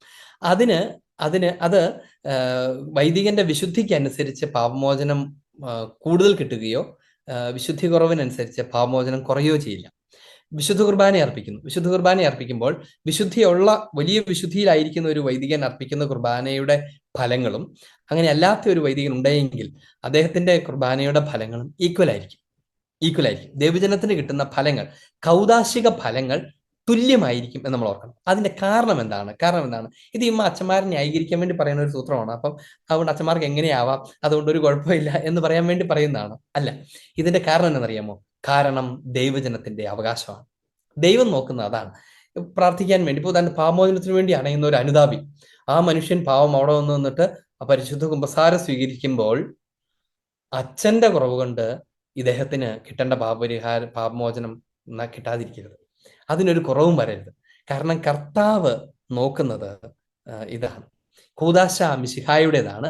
കാർമികൻ അത് പരികർമ്മം ചെയ്യുമ്പോൾ മിശിഹ തന്നെയാണ് അത് പരികർമ്മം ചെയ്യുന്നത്. അതുകൊണ്ടാണ് ഇത് എന്റെ ശരീരമാകുന്നു എന്നൊക്കെ ചൊല്ലുന്നത് മിശിഹായുടെ സ്ഥാനത്ത് നിന്നിട്ടാണ്. മിശിഹായാണ് അത് കൊടുക്കുന്നത്. അതുകൊണ്ട് ആ കൂദാശയുടെ ഫലങ്ങൾ ഒരു കുറവും വരാതെ ആ വ്യക്തിക്ക് കിട്ടും. തിരുസഭ ഇങ്ങനെ പഠിപ്പിക്കുകയാണ്: കൂദാശകൾ അവയുടെ അനുഷ്ഠാനത്താൽ തന്നെ, അതായത് തിരുക്കർമ്മം അനുഷ്ഠിക്കപ്പെടുന്നു എന്നതിനാൽ തന്നെ പ്രവർത്തിക്കുന്നു. അത് അനുഷ്ഠിക്കുന്നു എന്ന കാര്യത്താൽ തന്നെ പ്രവർത്തിക്കുന്നു, അല്ലാതെ കാർമികന്റെ പ്രത്യേകത. ഇത് സൂചിപ്പിക്കുന്ന മറ്റൊരു കാര്യം എന്നറിയാം.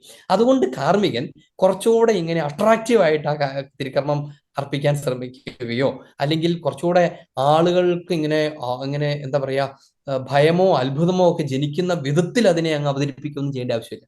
അത് നോർമലായിട്ട് ചെയ്താൽ മതി. എന്ന് വെച്ചാൽ, ഇപ്പൊ പരിശുദ്ധ കുർബാന അർപ്പിക്കുന്നു. പരിശുദ്ധ കുർബാന അർപ്പിക്കുന്ന സമയത്ത് ഇടയ്ക്കിടയ്ക്ക് ഇനി നമ്മൾ ഇതിലേക്കാണ് പ്രവേശിക്കാൻ പോകുന്നത്, ഇനി ചെയ്യുന്നത്, എന്നിട്ട് അതിനെ ഒരു പ്രത്യേക ടോണൊക്കെ, അങ്ങനെയൊന്നും ചെയ്യേണ്ട ആവശ്യമില്ല.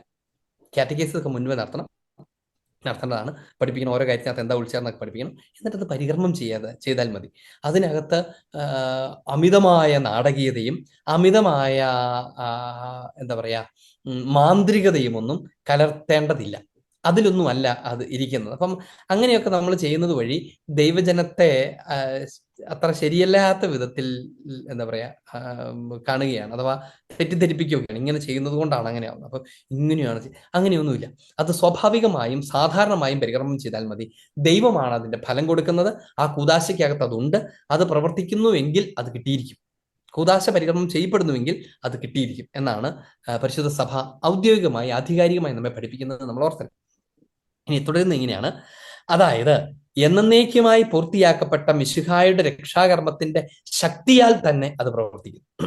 യുഗാന്ത്യം വരെ എറ്റേണിറ്റിയിൽ പൂർത്തിയാക്കപ്പെട്ടതാണ് ഈശോയുടെ പരിത്രാണ കർമ്മം. അതിന്റെ ശക്തിയാലാണ് ഈ കൂദാശ പ്രവർത്തിക്കുന്നത്, അല്ലാതെ അച്ഛന്റെ ശക്തിയാലല്ല. അച്ഛന്റെ ശക്തിയാലല്ല.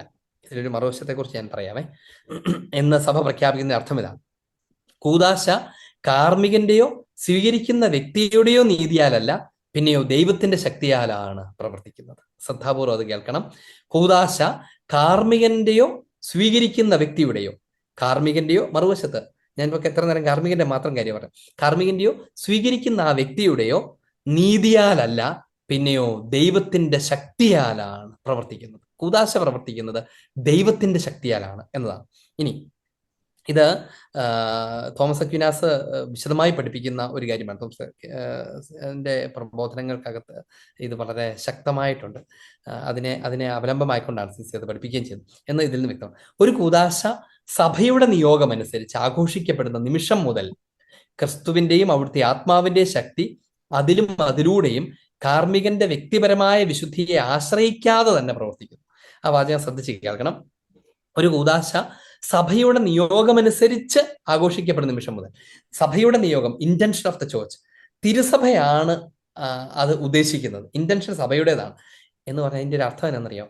ഉദാഹരണത്തിന് ഒരു കാർമികൻ അത് കൊടുക്കുമ്പോൾ അദ്ദേഹം അല്പം ആബ്സെന്റ് മൈൻഡഡ് ആയി പോയാൽ പോലും ഇന്റൻഷൻ അത് സഭയുടേതാണ്. ഇത് കൊടുക്കുമ്പോൾ ഇന്ന കാര്യം, ഇപ്പൊ മാമോസ കൊടുക്കുമ്പോൾ അതിലൂടെ ഇന്ന ഇന്ന ഫലങ്ങൾ നൽകണം എന്ന് തിരുസഭയ്ക്ക് ഉദ്ദേശിക്കുന്നുണ്ട്, തിരുസഭ ഉദ്ദേശിക്കുന്നുണ്ട്. അത് പരികർമ്മം ചെയ്യുന്ന ഒരു അച്ഛൻ അതിനെക്കുറിച്ച് ചിലപ്പോൾ ഓർക്കാതിരുന്നാൽ പോലും, ചിലപ്പോൾ ആ നേരത്തെ വിട്ടു ഓർക്കാതിരിക്കുകയോ മറ്റൊരു കാര്യം ആലോചിച്ചു എന്ന് കരുതുക, എങ്കിൽ പോലും യാതൊന്നും ഭയപ്പെടേണ്ടതില്ലാത്തതിന്റെ കാരണം അത് ശരിയായ വിധത്തിൽ സഭയുടെ നിയോഗം അനുസരിച്ച് ആഘോഷിക്കപ്പെടുന്ന നിമിഷം മുതൽ മിശിഹായുടെയും അവിടുത്തെ ആത്മാവിന്റെയും ശക്തി അതിലും അതിലൂടെയും കാർമികന്റെ വ്യക്തിപരമായ വിശുദ്ധിയെ ആശ്രയിക്കാതെ തന്നെ പ്രവർത്തിക്കുന്നു എന്നാണ് തിരുസഭ പഠിപ്പിക്കുന്നത്. കാർമികന്റെ വ്യക്തിപരമായ വിശുദ്ധി ആശ്രയിക്കാതെ തന്നെ എന്ന് പറഞ്ഞാൽ വിശുദ്ധിയുള്ള ഒരു അച്ഛൻ്റെ അടുത്ത് സംസാരിക്കണോ, വിശുദ്ധി കുറഞ്ഞ ഒരു അച്ഛൻ്റെ അടുത്ത് സംസാരിക്കണോ എന്നൊന്നും നമ്മൾ അന്വേഷിച്ചു പോകേണ്ട ആവശ്യമില്ല എന്നുള്ളതാണ് അതിന്റെ സിമ്പിൾ ആയിട്ടുള്ള അർത്ഥം. പ്രവർത്തിക്കുന്നു. എന്നിട്ട് ഇനി മറ്റൊരു കാര്യം കൂടി ചേർത്ത് പറയാണ്, എന്നാലും കൂദാശകളുടെ ഫലങ്ങൾ അവ സ്വീകരിക്കുന്ന വ്യക്തിയുടെ മനോഭാവത്തെ കൂടി ആശ്രയിച്ചിരിക്കുന്നു.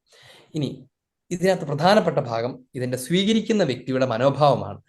ഇത് സ്വീകരിക്കാൻ നിനക്ക് ഡിസ്പോസിഷൻ ഉണ്ടോ, നീ അതിനോട് വിമുഖനാണോ അതോ അതിനോട് ഉന്മുഖനാണോ എന്നത് പ്രധാനപ്പെട്ട കാര്യമാണ്. ഇപ്പം എന്ന് വെച്ചാൽ നമ്മൾ ഒരാളെ സ്വാധീനിച്ച് തെറ്റിദ്ധരിപ്പിച്ച് പ്രലോഭിപ്പിച്ച് മാമോസ കൊടുക്കാൻ ശ്രമിക്കുന്നു എന്ന് വിചാരിക്കുക. കത്തോലിക്ക സഭയിൽ ഒരിക്കലും അങ്ങനെ നടക്കുന്നില്ല എന്നത് നമ്മൾ ലോകത്തോട് നിരന്തരം പറയേണ്ട കാര്യമാണ്. കാരണം എന്താണെന്ന് വെച്ചാൽ അങ്ങനെ കൊടുത്ത ആൾക്ക് കിട്ടിയില്ലാത്തതുകൊണ്ടാണ്. പ്രലോഭിപ്പിക്കപ്പെട്ടത് വഴിയോ ചില കാര്യങ്ങൾ കൊടുക്കാം, നിനക്ക് ഞാൻ കാശ് തരാം, അല്ലെങ്കിൽ നിനക്ക് വേറെ കാര്യം തരാം എന്നൊക്കെ പറഞ്ഞോ, ജോലി തരാമെന്ന് പറഞ്ഞോ ഒക്കെ, അല്ലെങ്കിൽ വിദേശത്ത് നിന്ന് കാശ് കുറേ വന്നിട്ടുണ്ട് അത് കുറച്ച് തരാമെന്ന് പറഞ്ഞോ ഒക്കെ പൈസ കൊടുത്ത് ആളുകളെ മതം മാറ്റുന്നു എന്നൊക്കെ പറഞ്ഞ് നമ്മുടെ നാട്ടിൽ ഈ ആളുകൾ വിളിച്ചു പോയി നടക്കാറില്ല. എന്തൊരു ശുദ്ധ മണ്ടത്തരമാണ്. നമ്മളതിനെ പ്രതിരോധിക്കാൻ പോകുന്നത് വേറെ വില മണ്ടത്തരങ്ങളൊക്കെ പറഞ്ഞിട്ടാണ്. സത്യത്തിൽ നമ്മൾ എപ്പോഴും പറയേണ്ട കാര്യം, നമ്മൾ ഓർക്കേണ്ട കാര്യം എന്നറിയാമോ, അങ്ങനെ ഒരാൾക്ക് മാമോസ കൊടുത്താൽ അയാൾക്കത് കിട്ടില്ല. ഒരാൾ മാമോസ സ്വീകരിക്കുമ്പോൾ അയാൾക്ക് ആഗ്രഹം ഉണ്ടായിരിക്കണം. എന്താഗ്രഹം ഉണ്ടായിരിക്കണം? മാമോസയുടെ ഫലങ്ങൾ സ്വീകരിച്ച് ഈശോ മിശിഹായുടെ ശരീരത്തിന്റെ അവയവമാകണമെന്ന് ആ ആൾക്ക് താല്പര്യം ഉണ്ടായിരിക്കണം. അതുകൊണ്ടാണ് മാമോസയുടെ ആരംഭത്തിൽ ചോദിക്കില്ലേ, നീ എന്ത് ആഗ്രഹിക്കുന്നു എന്നുള്ള ചോദ്യം, സാത്താനെയും തിന്മയും ഉപേക്ഷിക്കാൻ നീ ആഗ്രഹിക്കുന്നു എന്നൊക്കെ ആനവാതിൽ വെച്ച് ചോദിച്ചിട്ടാണ് പ്രവേശിപ്പിക്കുന്നത്. നമ്മൾ ചിലപ്പോൾ ഓർക്കും അത് ചോദിക്കുന്നത് ആ ആൾക്ക് അത് ഉണ്ടാവണമെന്നുണ്ടെങ്കിൽ പിന്നെ തലോട്ടപ്പനോടും തലോട്ടമ്മയും മറുപടി പറഞ്ഞിട്ട് എന്താണ് കാര്യം? അങ്ങനെയല്ലേ ഇപ്പൊ നിങ്ങൾ ആലോചിച്ചത്? തലോട്ടപ്പനും തലോട്ടമ്മയും മറുപടി പറഞ്ഞാൽ പോരല്ലോ, ആ ആള് കൊടുക്കണ്ടേ കുഞ്ഞിന് കൊടുക്കുമ്പോൾ? ഇതിനകത്ത് കാര്യം എന്നറിയാമോ, നമ്മൾ നേരത്തെ ഇതിനെക്കുറിച്ച് പറഞ്ഞിട്ടുണ്ട്, ശിശു മാമോസയെ കുറിച്ചൊക്കെ നേരത്തെ പറഞ്ഞിട്ടുണ്ട്, അതിന്റെ കാരണങ്ങൾ പറഞ്ഞിട്ടുണ്ട്. ഈ ജ്ഞാനസ്നാന മാതാപിതാക്കൾ ഈ കുഞ്ഞിന് വേണ്ടി സംസാരിക്കും, കുഞ്ഞിനപ്പോൾ സംസാരിക്കുകയായിരുന്നു. കുഞ്ഞിന് അത് നന്മയായതുകൊണ്ട് അത് കൊടുക്കുന്നു, അത് കുഞ്ഞായതുകൊണ്ടാണ്. മുതിർന്ന ഒരാൾക്ക് വേണ്ടി അങ്ങനെ സംസാരിക്കില്ല. ഈ കുഞ്ഞ് വളർന്നു വരുമ്പോൾ വളരുന്നതിനനുസരിച്ച് നിനക്ക് ഇത് കിട്ടിയായിരുന്നു, നിനക്ക് ഇന്ന കാരണത്താലാണ് ഇത് തന്നത്, ഇതിന്റെ നന്മകൾ ഇതൊക്കെയാണ് എന്നൊക്കെ ആ കുഞ്ഞിനെ പഠിപ്പിക്കും. ഇനി ഇത് പഠിപ്പിക്കുന്ന വഴി ആ കുഞ്ഞ് നന്ദിയോടുകൂടെ ദൈവമേ അതെനിക്ക് തന്നതിന് നന്ദി എന്ന് മാതാപിതാക്കളോടും പറയും. എനിക്കന്ന് കുഞ്ഞിലേ തന്നതിന് നന്ദി, ഇപ്പോഴാണല്ലോ മനസ്സിലാകുന്നില്ലെങ്കിൽ ഞാൻ ഇത്ര നാളിങ്ങനെ ഇതില്ല മാമോസ് ഇല്ലാതെ ജീവിക്കേണ്ടി വരുമായിരുന്നല്ലോ എന്നൊക്കെ കുഞ്ഞ് നന്ദി പറയും സ്വാഭാവികമായി. ഇനി ഒരാൾ പറയുകയാണ് എനിക്കിത് ആവശ്യമില്ല, എൻ്റെ ഹിതത്തിനെതിരായിട്ടാണ് എനിക്ക് തന്നത്, എനിക്കിത് വേണ്ടായിരുന്നു എന്ന് പറയുന്നെങ്കിൽ ആ വ്യക്തിയിൽ ആ മാമോദിസ നിലനിൽക്കുകയില്ല. ആ വ്യക്തിയിൽ ആ മാമോദിസ നിലനിൽക്കുകയില്ല. കാരണം ഞാൻ സ്വീകരിച്ചതിനെ ഞാൻ ഇനി അതേസമയം മറുവശത്ത് ബോധത്തോടുകൂടെ സ്വീകരിച്ചു, പിന്നെ നിഷേധിച്ചാലും അത് ആത്മാവിൽ മായാത്ത മുദ്രയായിട്ട് നിലനിൽക്കും. പക്ഷേ മറുവശത്ത് അയാൾ അത് സ്വീകരിക്കുന്നില്ല എങ്കിൽ അതിന്റെ ഫലങ്ങളൊന്നും അയാളിൽ ഉണ്ടാവില്ല. ആ മാമോദിസ അയാളിൽ നിലനിൽക്കില്ല, അതിന്റെ ഫലങ്ങൾ അയാളിൽ ഉണ്ടാവില്ല.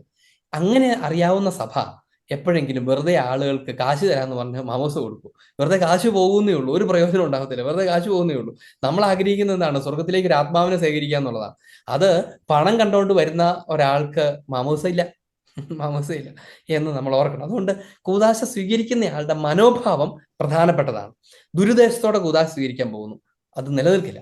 കുമ്പസാരിക്കാൻ പോകുന്നു, എനിക്ക് പശ്ചാത്താപമൊന്നുമില്ല, ചുമ്മാ കിട്ടുവാണെങ്കിൽ ഇരിക്കട്ടെ എന്ന് പറഞ്ഞു പോകുന്നു. അല്ലെങ്കിൽ എനിക്ക് മനസ്താപമൊന്നുമില്ല, ചെയ്തതൊക്കെ ശരി തന്നെയാണ്, ഒരു ആശ്വാസം കിട്ടണം, അതിനുവേണ്ടി പോകുന്നു. ശരിയായ മനോഭാവം, ശരിയായ ഉദ്ദേശം, ശരിയായ തുറവി, ഇത് സ്വീകരിക്കുന്ന ആൾക്ക് ഭയങ്കര പ്രധാനപ്പെട്ടതാണ്.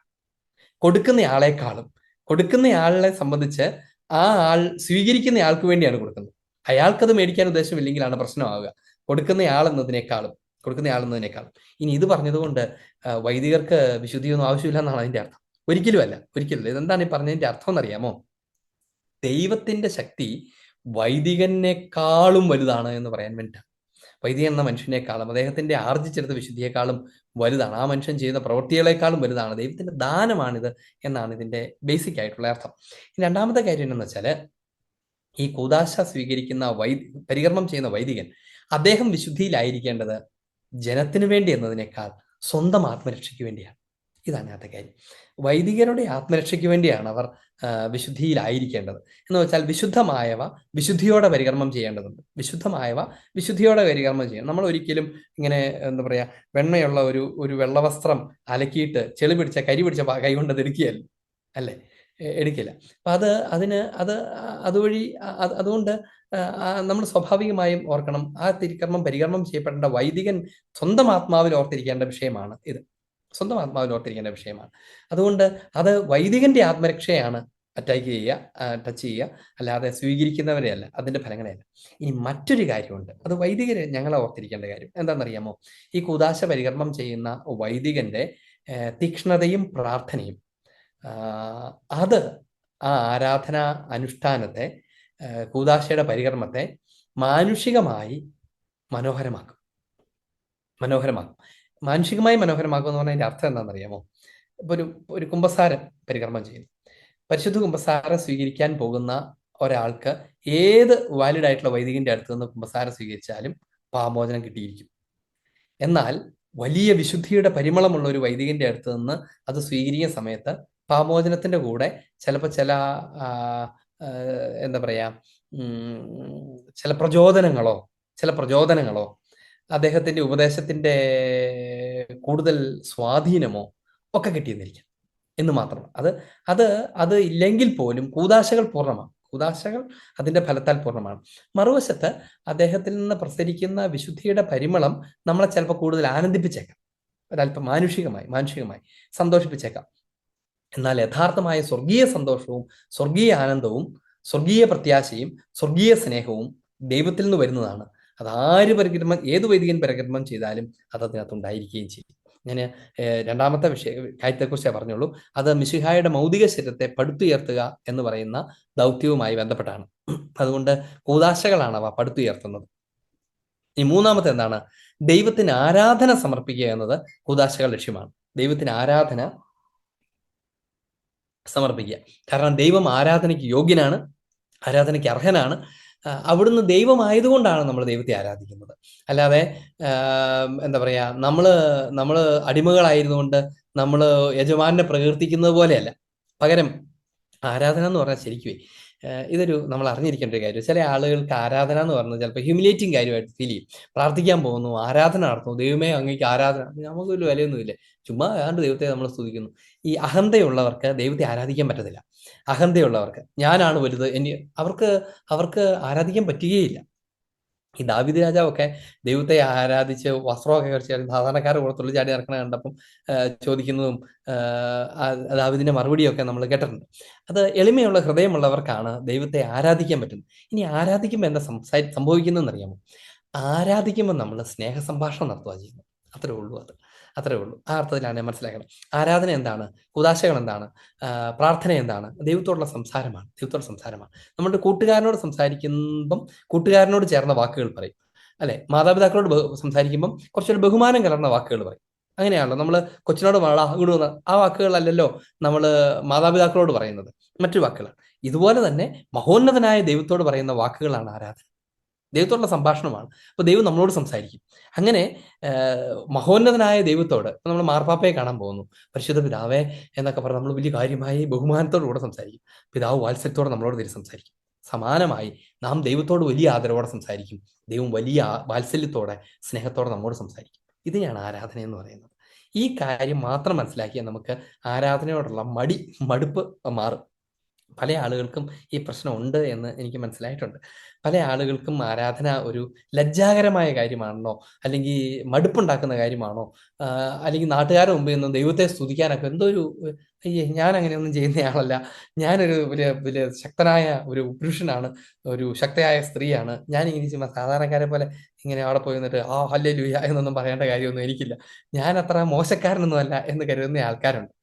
ഇതൊരു വലിയ തെറ്റിദ്ധാരണയാണ്. ഇതൊരു ബേസിക്കലി ഒരു അഹന്തയുടെ ഭാവമാണ്. അഹന്തയിൽ നിന്നാണ് വന്നത്. രണ്ടാമത് തെറ്റിദ്ധാരണയിൽ നിന്നാണ്. ദൈവത്തെ ആരാധിക്കുമ്പോൾ നമ്മൾ ചെറുതായി പോകും. ഈ ഈ ദൈവത്തെ റാഡിക്കേറ്റ് ചെയ്യണമെന്ന് കരുതുന്ന പ്രത്യയശാസ്ത്രങ്ങളുണ്ട്. അവർ പറയുന്ന കാര്യം എന്താ? ദൈവം യജമാനാണ്. ഈ ഈ ദൈവം യജമാനാണ്. ഭൃത്യന്മാരെപ്പോഴും ഇങ്ങനെ യജമാന എന്നൊക്കെ പറഞ്ഞ് ഇങ്ങനെ പൂഴ്ത്തിക്കൊണ്ടിരിക്കില്ലേ, അതുപോലെയാണെന്നാണ്. അങ്ങനെയല്ല. ദൈവാരാധന അങ്ങനെയല്ല. ദൈവാരാധന ഒരു രാജാവിനെ ഭൃത്യന്മാർ പാടിപ്പുകഴ്ത്തുന്ന പോലെയല്ല. പകരം എന്താണെന്നറിയാമോ? അതുവഴി അവിടുത്തെ നന്മയെക്കുറിച്ച് നമ്മൾ സംസാരിക്കുന്നതാണ്. ഉദാഹരണത്തിന്, അപ്പൻ എന്തോരമാണ് ഞങ്ങൾക്ക് വേണ്ടി അധ്വാനിക്കുന്നത്, അമ്മ എന്ത് സ്നേഹത്തോടെ അമ്മ ഭക്ഷണം ഉണ്ടാക്കി തരുന്നത് എന്നൊക്കെ ഒരു കൊച്ചു പറയുന്നു എന്ന് വിചാരിച്ചു. ഇത് ലജ്ജാകരമായ കാര്യമാണ്. അല്ലേ?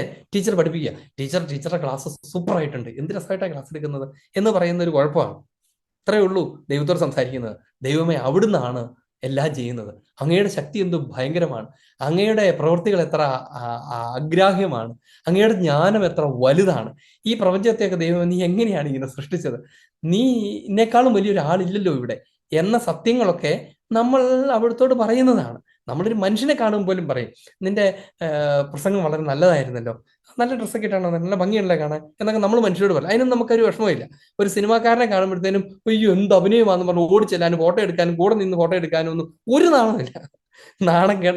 നാണിക്കേണ്ട കാര്യങ്ങൾക്ക് ഒരു നാണമില്ല.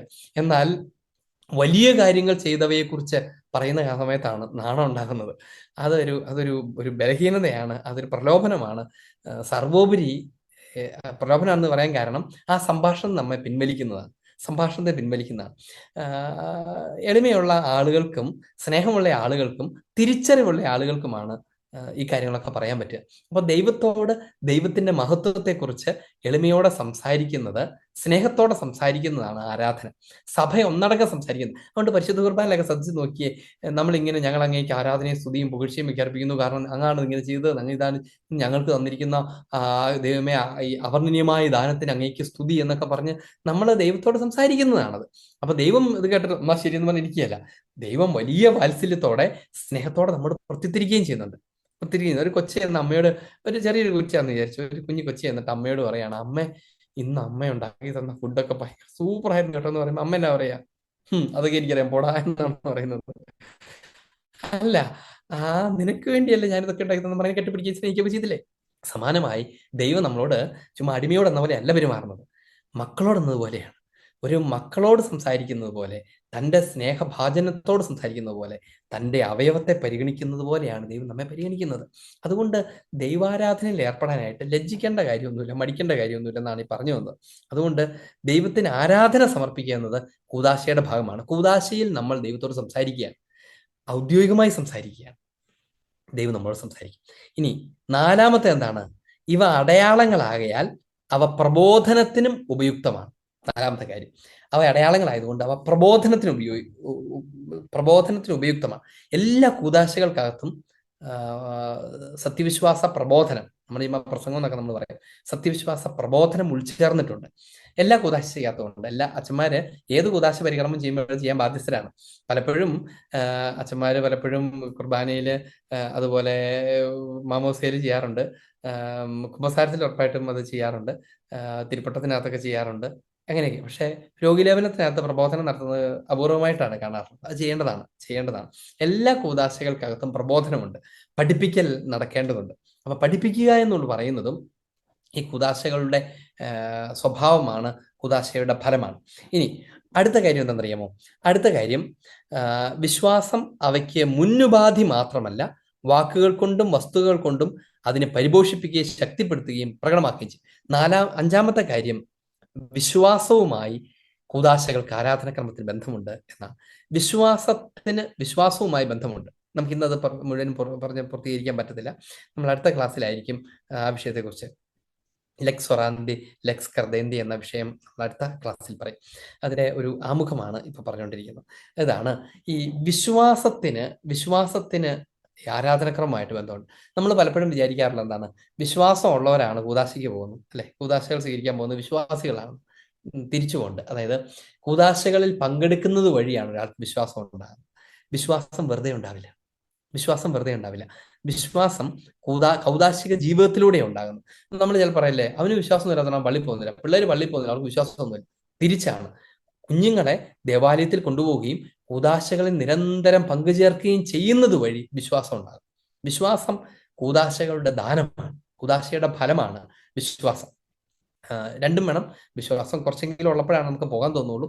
ഇനി വിശ്വാസം ഇല്ലാത്ത ഒരാളെയും കുഞ്ഞിനെയാന്ന് വിചാരിച്ചു അവനെ ഉന്തിത്തള്ളി കൂദാശകൾക്ക് കൊണ്ടുപോയാൽ കൂദാശകളിൽ പങ്കെടുക്കുന്നത് വഴി അതിലൂടെ ഗ്രാജുവലായിട്ട് ഈ കുഞ്ഞ് വിശ്വാസത്തിൽ വളരും എന്ന കാര്യം നമ്മൾ ഓർക്കണം.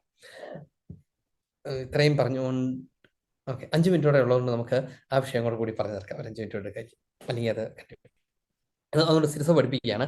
അതുകൊണ്ടാണ് അവ വിശ്വാസത്തിന്റെ കൂദാശകൾ എന്ന് വിളിക്കപ്പെടുന്നത്. കൂദാശകൾ വിളിക്കപ്പെടുന്നത് തന്നെ വിശ്വാസത്തിന്റെ കൂദാശകൾ എന്നാണ്. നമ്മൾ പഠിച്ചുകൊണ്ടിരിക്കുന്ന ഡോക്യുമെന്റിനകത്ത് 6-7 പാരഗ്രാഫുകൾക്കകത്ത് മിശിഹായുടെ സാന്നിധ്യത്തെക്കുറിച്ചൊക്കെ പറയുന്ന ഭാഗത്തുള്ളതാണ് ഈ വിശ്വാസവുമായി ബന്ധപ്പെട്ട ഈ പ്രബോധനം. വിശ്വാസത്തിന്റെ കൂദാശകൾ, ആരാധനാക്രമം വിശ്വാസത്തിൻ്റെതാണ്, വിശ്വാസത്തിന്റെ വിശ്വാസത്തിന്റെ കൂദാശകളാണവ. ഇനി 1124 തിരുസഭ പഠിപ്പിക്കുന്ന കാര്യം ഇതാണ്, ഈ വിശ്വാസത്തിന് കൂദാശകളും അഥവാ പ്രാർത്ഥനയുമായി വലിയ ബന്ധമുണ്ട്. വിശ്വാസവും പ്രാർത്ഥനയും തമ്മിൽ വലിയ ബന്ധമുണ്ട്. ഒരു ടെക്നിക്കൽ ടേം നമ്മൾ പഠിക്കുകയാണ്, അത് ലെക്സ് ഒറാന്തി ലെക്സ് ക്രദേന്തി എന്നതാണ്. ലെക്സ് ഒറാന്തി ലെക്സ് ക്രദേന്തി, ക്രദേന്തി ക്രേതോ എന്നൊക്കെ പറഞ്ഞ വിശ്വാസത്തെ, ഒറാന്തി എന്ന് പറഞ്ഞാൽ പ്രാർത്ഥനയുടെ എന്നാണ്. പ്രാർത്ഥനയുടെ ലെക്സ് നിയമം, വിശ്വാസത്തിന്റെ നിയമം എന്നാണ് ഈ പറഞ്ഞതിന്റെ അർത്ഥം. എന്താണെന്ന് വെച്ചാൽ ഞാൻ ആദ്യം ഭാഗം വായിക്കാം. വിശ്വാസത്തിൽ ഉറച്ചു നിൽക്കാൻ ക്ഷണിക്കപ്പെടുന്ന വിശ്വാസിയുടെ വിശ്വാസത്തിന് മുൻപേ ഉള്ളതാണ് സഭയുടെ വിശ്വാസം. ഒരു വിശ്വാസി വിശ്വസിക്കാൻ ക്ഷണിക്കപ്പെടുന്നതിന് മുന്നേ എവിടെ വിശ്വാസമുണ്ട്? സഭയിൽ ആ വിശ്വാസമുണ്ട്. സഭ വിശ്വസിക്കുന്നുണ്ട്. വിശ്വസിക്കുന്ന സഭ ആ വിശ്വാസത്തിലേക്ക് വരൂ എന്ന് ക്ഷണിക്കുകയാണ് ചെയ്യുന്ന ഒരാളെ. അതാണ് സംഭവിക്കുന്നത്. ഒരാള് സ്വമേധയ വിശ്വാസം ഉണ്ടാക്കിയെടുക്കുകയല്ല, സഭ വിശ്വാസത്തിലേക്ക് ക്ഷണിക്കുകയാണ് ചെയ്യുന്നത്. സഭയുടെ വിശ്വാസം അതിലേക്ക് ക്ഷണിക്കുന്നു. എന്നിട്ടോ കൂദാശകൾ അനുഷ്ഠിക്കുമ്പോൾ ശ്ലീഹന്മാരിൽ നിന്ന് സ്വീകരിച്ച വിശ്വാസത്തെ സഭ ഏറ്റുപറയുന്നു. അപ്പൊ കൂദാശകൾ അതിൽ തന്നെ വിശ്വാസ പ്രഖ്യാപനമാണ്. ശ്ലൈഹിക സഭയുടെ ശ്ലൈഹിക വിശ്വാസ പ്രഖ്യാപനമാണ് കൂദാശകൾ. ശ്ലൈഹിക സഭയുടെ ശ്ലൈഹിക വിശ്വാസത്തിന്റെ പ്രഖ്യാപനമാണ് കൂദാശകൾ. ഈ വാചകം ഓർത്തിരിക്കണം. ശ്ലൈഹിക സഭയുടെ, സ്ലീഹന്മാരിൽ അടിത്തറയിട്ടിരിക്കുന്ന, സ്ലീഹന്മാരാൽ തുടർന്ന് പഠിപ്പിക്കപ്പെടുന്ന, മെത്രാന്മാരിലൂടെ ശുശ്രൂഷ ചെയ്യപ്പെടുന്ന സഭയുടെ വിശ്വാസമാണ് കൂദാശകൾ. വിശ്വാസ പ്രഖ്യാപനമാണ് കൂദാശകൾ. എന്നിട്ട് കൂദാശകൾ അനുഷ്ഠിക്കുമ്പോൾ സ്ലീഹന്മാരിൽ സ്വീകരിച്ച വിശ്വാസത്തെ സഭ ഏറ്റുപറയുന്നു. അങ്ങനെയാണ് പുരാതനമായ ഈ ചൊല്ല്, ഈ തത്വം ഉണ്ടായത്. പ്രാർത്ഥനയുടെ നിയമം വിശ്വാസത്തിന്റെ നിയമം.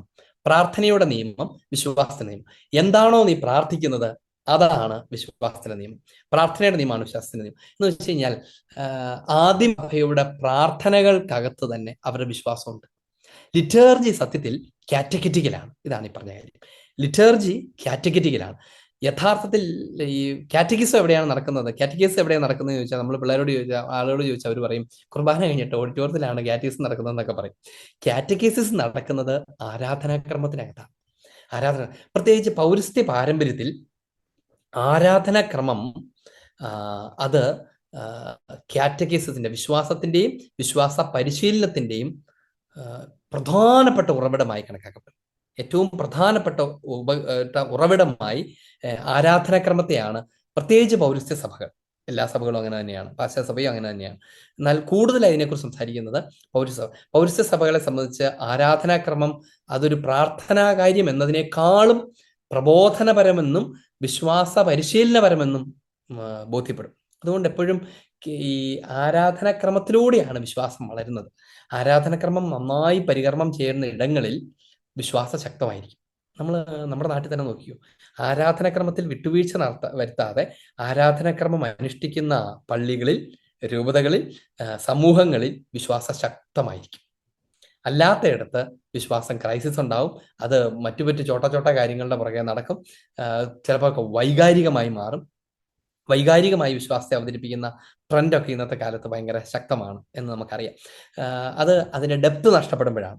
ഉദാഹരണത്തിന് ആരാധനാക്രമത്തിന്റെ ഡെപ്ത് നഷ്ടപ്പെട്ട് കഴിയുമ്പം അതിനെ കുറച്ച് വൈകാരികമാക്കാനുള്ള ശ്രമം നടത്തും. കുറച്ച് വൈകാരികമായ പുതിയ പാട്ടുകളൊക്കെ ചേർത്ത് അങ്ങനെയൊക്കെ അങ്ങ് ആളുകളെ ആകർഷിക്കാമെന്നൊക്കെ തെറ്റിദ്ധരിക്കും. അല്ലെങ്കിൽ ഒരു തിരുപ്പിറവിയുടെ ദിവസം, തിരുപ്പിറവിയുടെ തിരുക്കർമ്മങ്ങൾ നടക്കുകയാണ്. തിരുക്കർമ്മങ്ങളുടെ അകത്ത് ഭയങ്കര നാടകീയമായ വിധത്തിൽ പുകയും ഇതൊക്കെ വെച്ച് കർത്താവ് രൂപമൊക്കെ കിട്ടിയ ഒരാൾ ഇങ്ങനെ ചാടി എഴുന്നേറ്റ് വരികയൊക്കെ ചെയ്യുന്നതൊക്കെ കാണിച്ച് ആളുകളെ ഹൗ വണ്ടർഫുൾ മിറാക്കുലസ് എന്നൊക്കെ പറയിപ്പിച്ച് വൈകാരികമാക്കാനായിട്ട് ശ്രമിക്കും. സത്യത്തിൽ അതൊരു മിസ്റ്ററിയാണ് പരികർമ്മം ചെയ്യപ്പെടുന്നത്. ഒരു സ്വർഗീയ രഹസ്യമാണ് പരികർമ്മം ചെയ്യപ്പെടുന്നത്. അതിനകത്ത് അത്തരം പ്രവർത്തികൾ ഉചിതമല്ല എന്ന് പറഞ്ഞാൽ, ഇപ്പോൾ ഉദാഹരണത്തിന് ഓശാന ഞായറാഴ്ച ഇനി അതിന്റെ പുറത്തുള്ള ഒരു സെലിബ്രേഷനകത്തൊക്കെ ഇത് ചെയ്യാം കേട്ടോ. അല്ലാതെ പരിശുദ്ധ കുർബാനയുടെ ഇടയ്ക്ക് ഈ നാടകീയ ഭാഗങ്ങളൊക്കെ അവതരിപ്പിക്കുന്നത് ഉചിതമല്ല. കാരണം അങ്ങനെ ചെയ്താൽ പറ്റും, അതിന്റെ മിസ്റ്ററി ആസ്പെക്ട് ലഘൂകരിക്കപ്പെടും. ഇതിന്റെ അപകടം പ്രായോഗികമായി എന്ത് പറ്റും ഞാൻ പറഞ്ഞ് മനസ്സിലാക്കാൻ ശ്രമിക്കാം. ഇപ്പൊ ഉദാഹരണത്തിന് ഈശോ മിശിഹായുടെ ഉത്ഥാനം അത് ആഘോഷിക്കപ്പെടുകയാണ് രാത്രിയിലാണെന്ന് വിചാരിച്ചു. അങ്ങനെ ഈ ആരാധനാക്രമത്തിൽ മിശിഹായുടെ ഉത്ഥാനം ആഘോഷിക്കപ്പെടുകയാണ്. അപ്പൊ അതിനകത്ത് ലിറ്റർജിക്കലായിട്ട് ഒത്തിരി അത്ഭുതകരമായ, ഒത്തിരി ഡെപ്തുള്ള മീനിങ് ഉള്ള സമാധാനം, ഒത്തിരി ഡെപ്തുള്ള മീനിങ് ഉള്ള ഒത്തിരി കാര്യങ്ങൾ അതിനകത്തുണ്ട്. അതിനൊരു ഇന്റഗ്രിറ്റി ഉണ്ട്. അത് പഠിപ്പിക്കുന്ന ഒരു ക്രമമുണ്ട്. ഇതിലൂടെ ദൈവജനത്തിന് മഹനീയമായ അവിടുത്തെ ഉത്ഥാനത്തിന്റെ രഹസ്യത്തിലേക്കുള്ള കവാടമാണ് സഭ തുറക്കാൻ ശ്രമിക്കുന്നത്. അത് ആത്മാവിൽ അനുഭവിക്കാനാണ് ശ്രമിക്കുന്നത്. ഇനി എന്ത് പറ്റുമെന്നറിയാം? ഒരാള് ഈശോയുടെ വസ്ത്രമൊക്കെ ധരിച്ച് പുറകിൽ ഇങ്ങനെ മിന്നുന്ന ലൈറ്റൊക്കെ ഇട്ട് നിറച്ച് പുകയൊക്കെ പള്ളിക്കകത്തേക്ക് അടിച്ച് പൊട്ടണ ഒച്ചയൊക്കെ കേൾപ്പിച്ച് വലിയൊരു കല്ലറയൊക്കെ ഇങ്ങനെ മറിച്ചിട്ട് ആളുകൾ ഒരു ഡോൾബി തിയേറ്ററിനകത്ത് കാണുന്നത് പോലെ ഇയാളിങ്ങനെ എഴുന്നേറ്റ് വരികയും അങ്ങനെയൊക്കെ ചെയ്യും. ഭയങ്കരമായ പാട്ടുണ്ടാവുകയൊക്കെ ചെയ്യുന്ന സമയത്ത് ഇത് കണ്ടു നിൽക്കുന്ന കൊച്ചിന് അതിനകത്തേക്കായിരിക്കും കണ്ണു പോവുക, അതിനപ്പുറത്തേക്ക് പോകത്തില്ല. ഇതെത്ര വളർന്നു കഴിഞ്ഞാലും ഉത്ഥാനത്തെക്കുറിച്ച് ഓർക്കുമ്പോൾ ഓർക്കുന്നത് ആ ചേട്ടൻ എഴുന്നേറ്റ് വന്നതായിരിക്കും. അത്രമാത്രം ലിമിറ്റ് ചെയ്യപ്പെടും. ആ കൊച്ചിന്റെ ഭാവനയ്ക്കകത്ത് പോയിട്ട് ആദ്യത്തെ ലെവല് ഭാവനയാണ്. അതിൻ്റെ അപ്പുറത്താണ് ആത്മീയ അവയർനെസ് ഉണ്ടാകുന്നത്. ഭാവന പോലും റെസ്ട്രിക്ട് ചെയ്യപ്പെടും. ഇപ്പൊ ഉദാഹരണത്തിന് നിങ്ങൾ വെറുതെ ഒന്ന് ആലോചിച്ച്, ഞാനിങ്ങനെ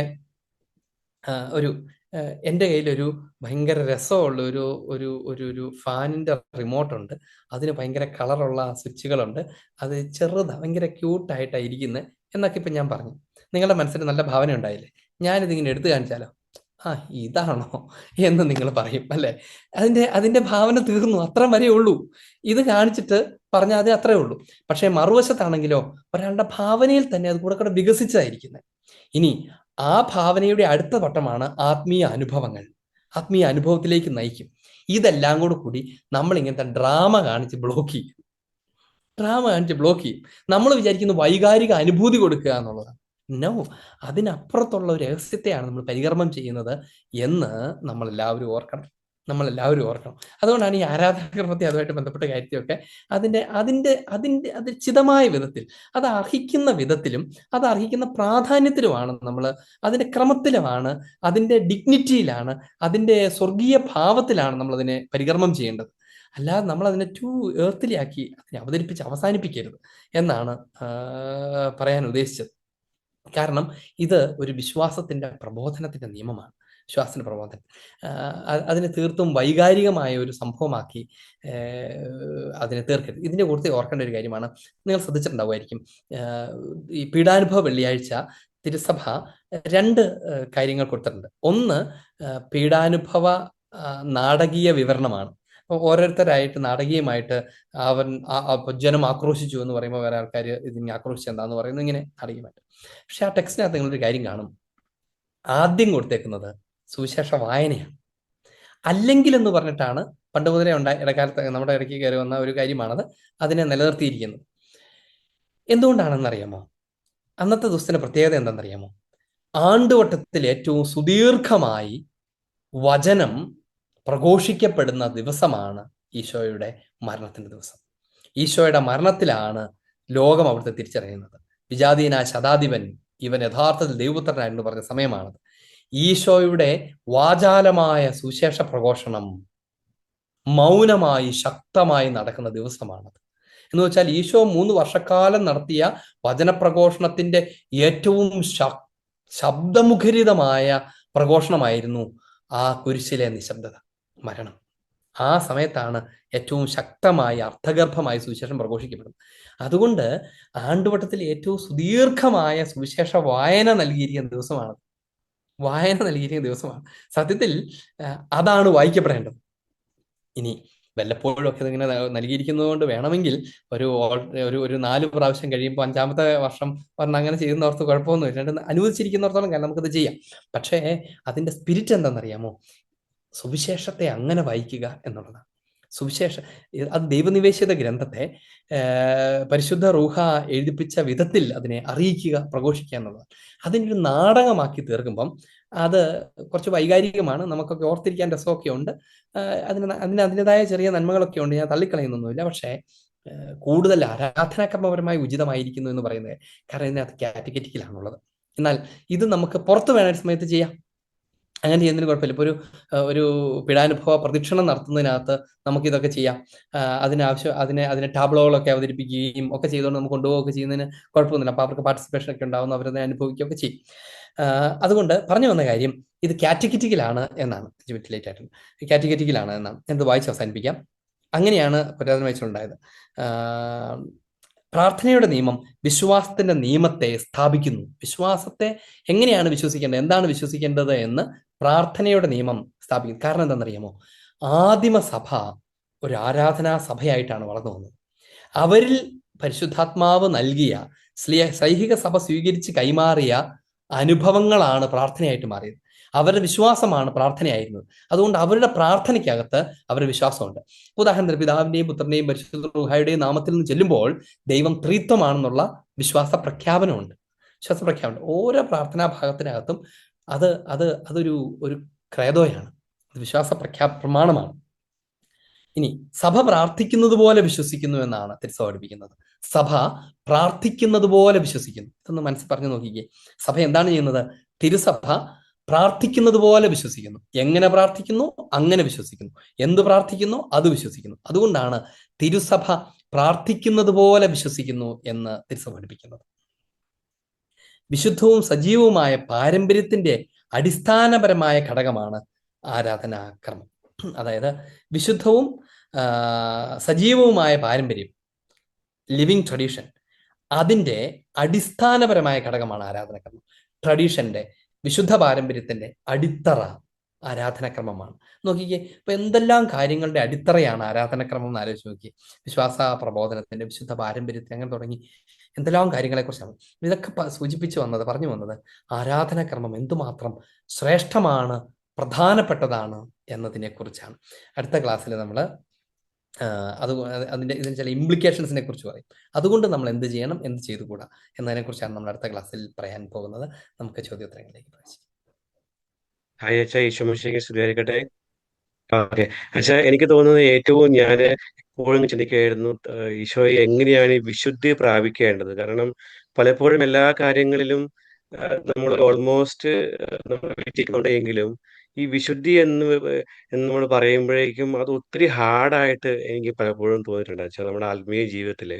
അപ്പൊ അച്ഛൻ ഇന്ന് പറഞ്ഞ ഒരു കാര്യം, നമ്മുടെ ആരാധനക്രമം അല്ലെങ്കിൽ നമ്മുടെ കൂദാശകളിലൂടെ നമുക്ക്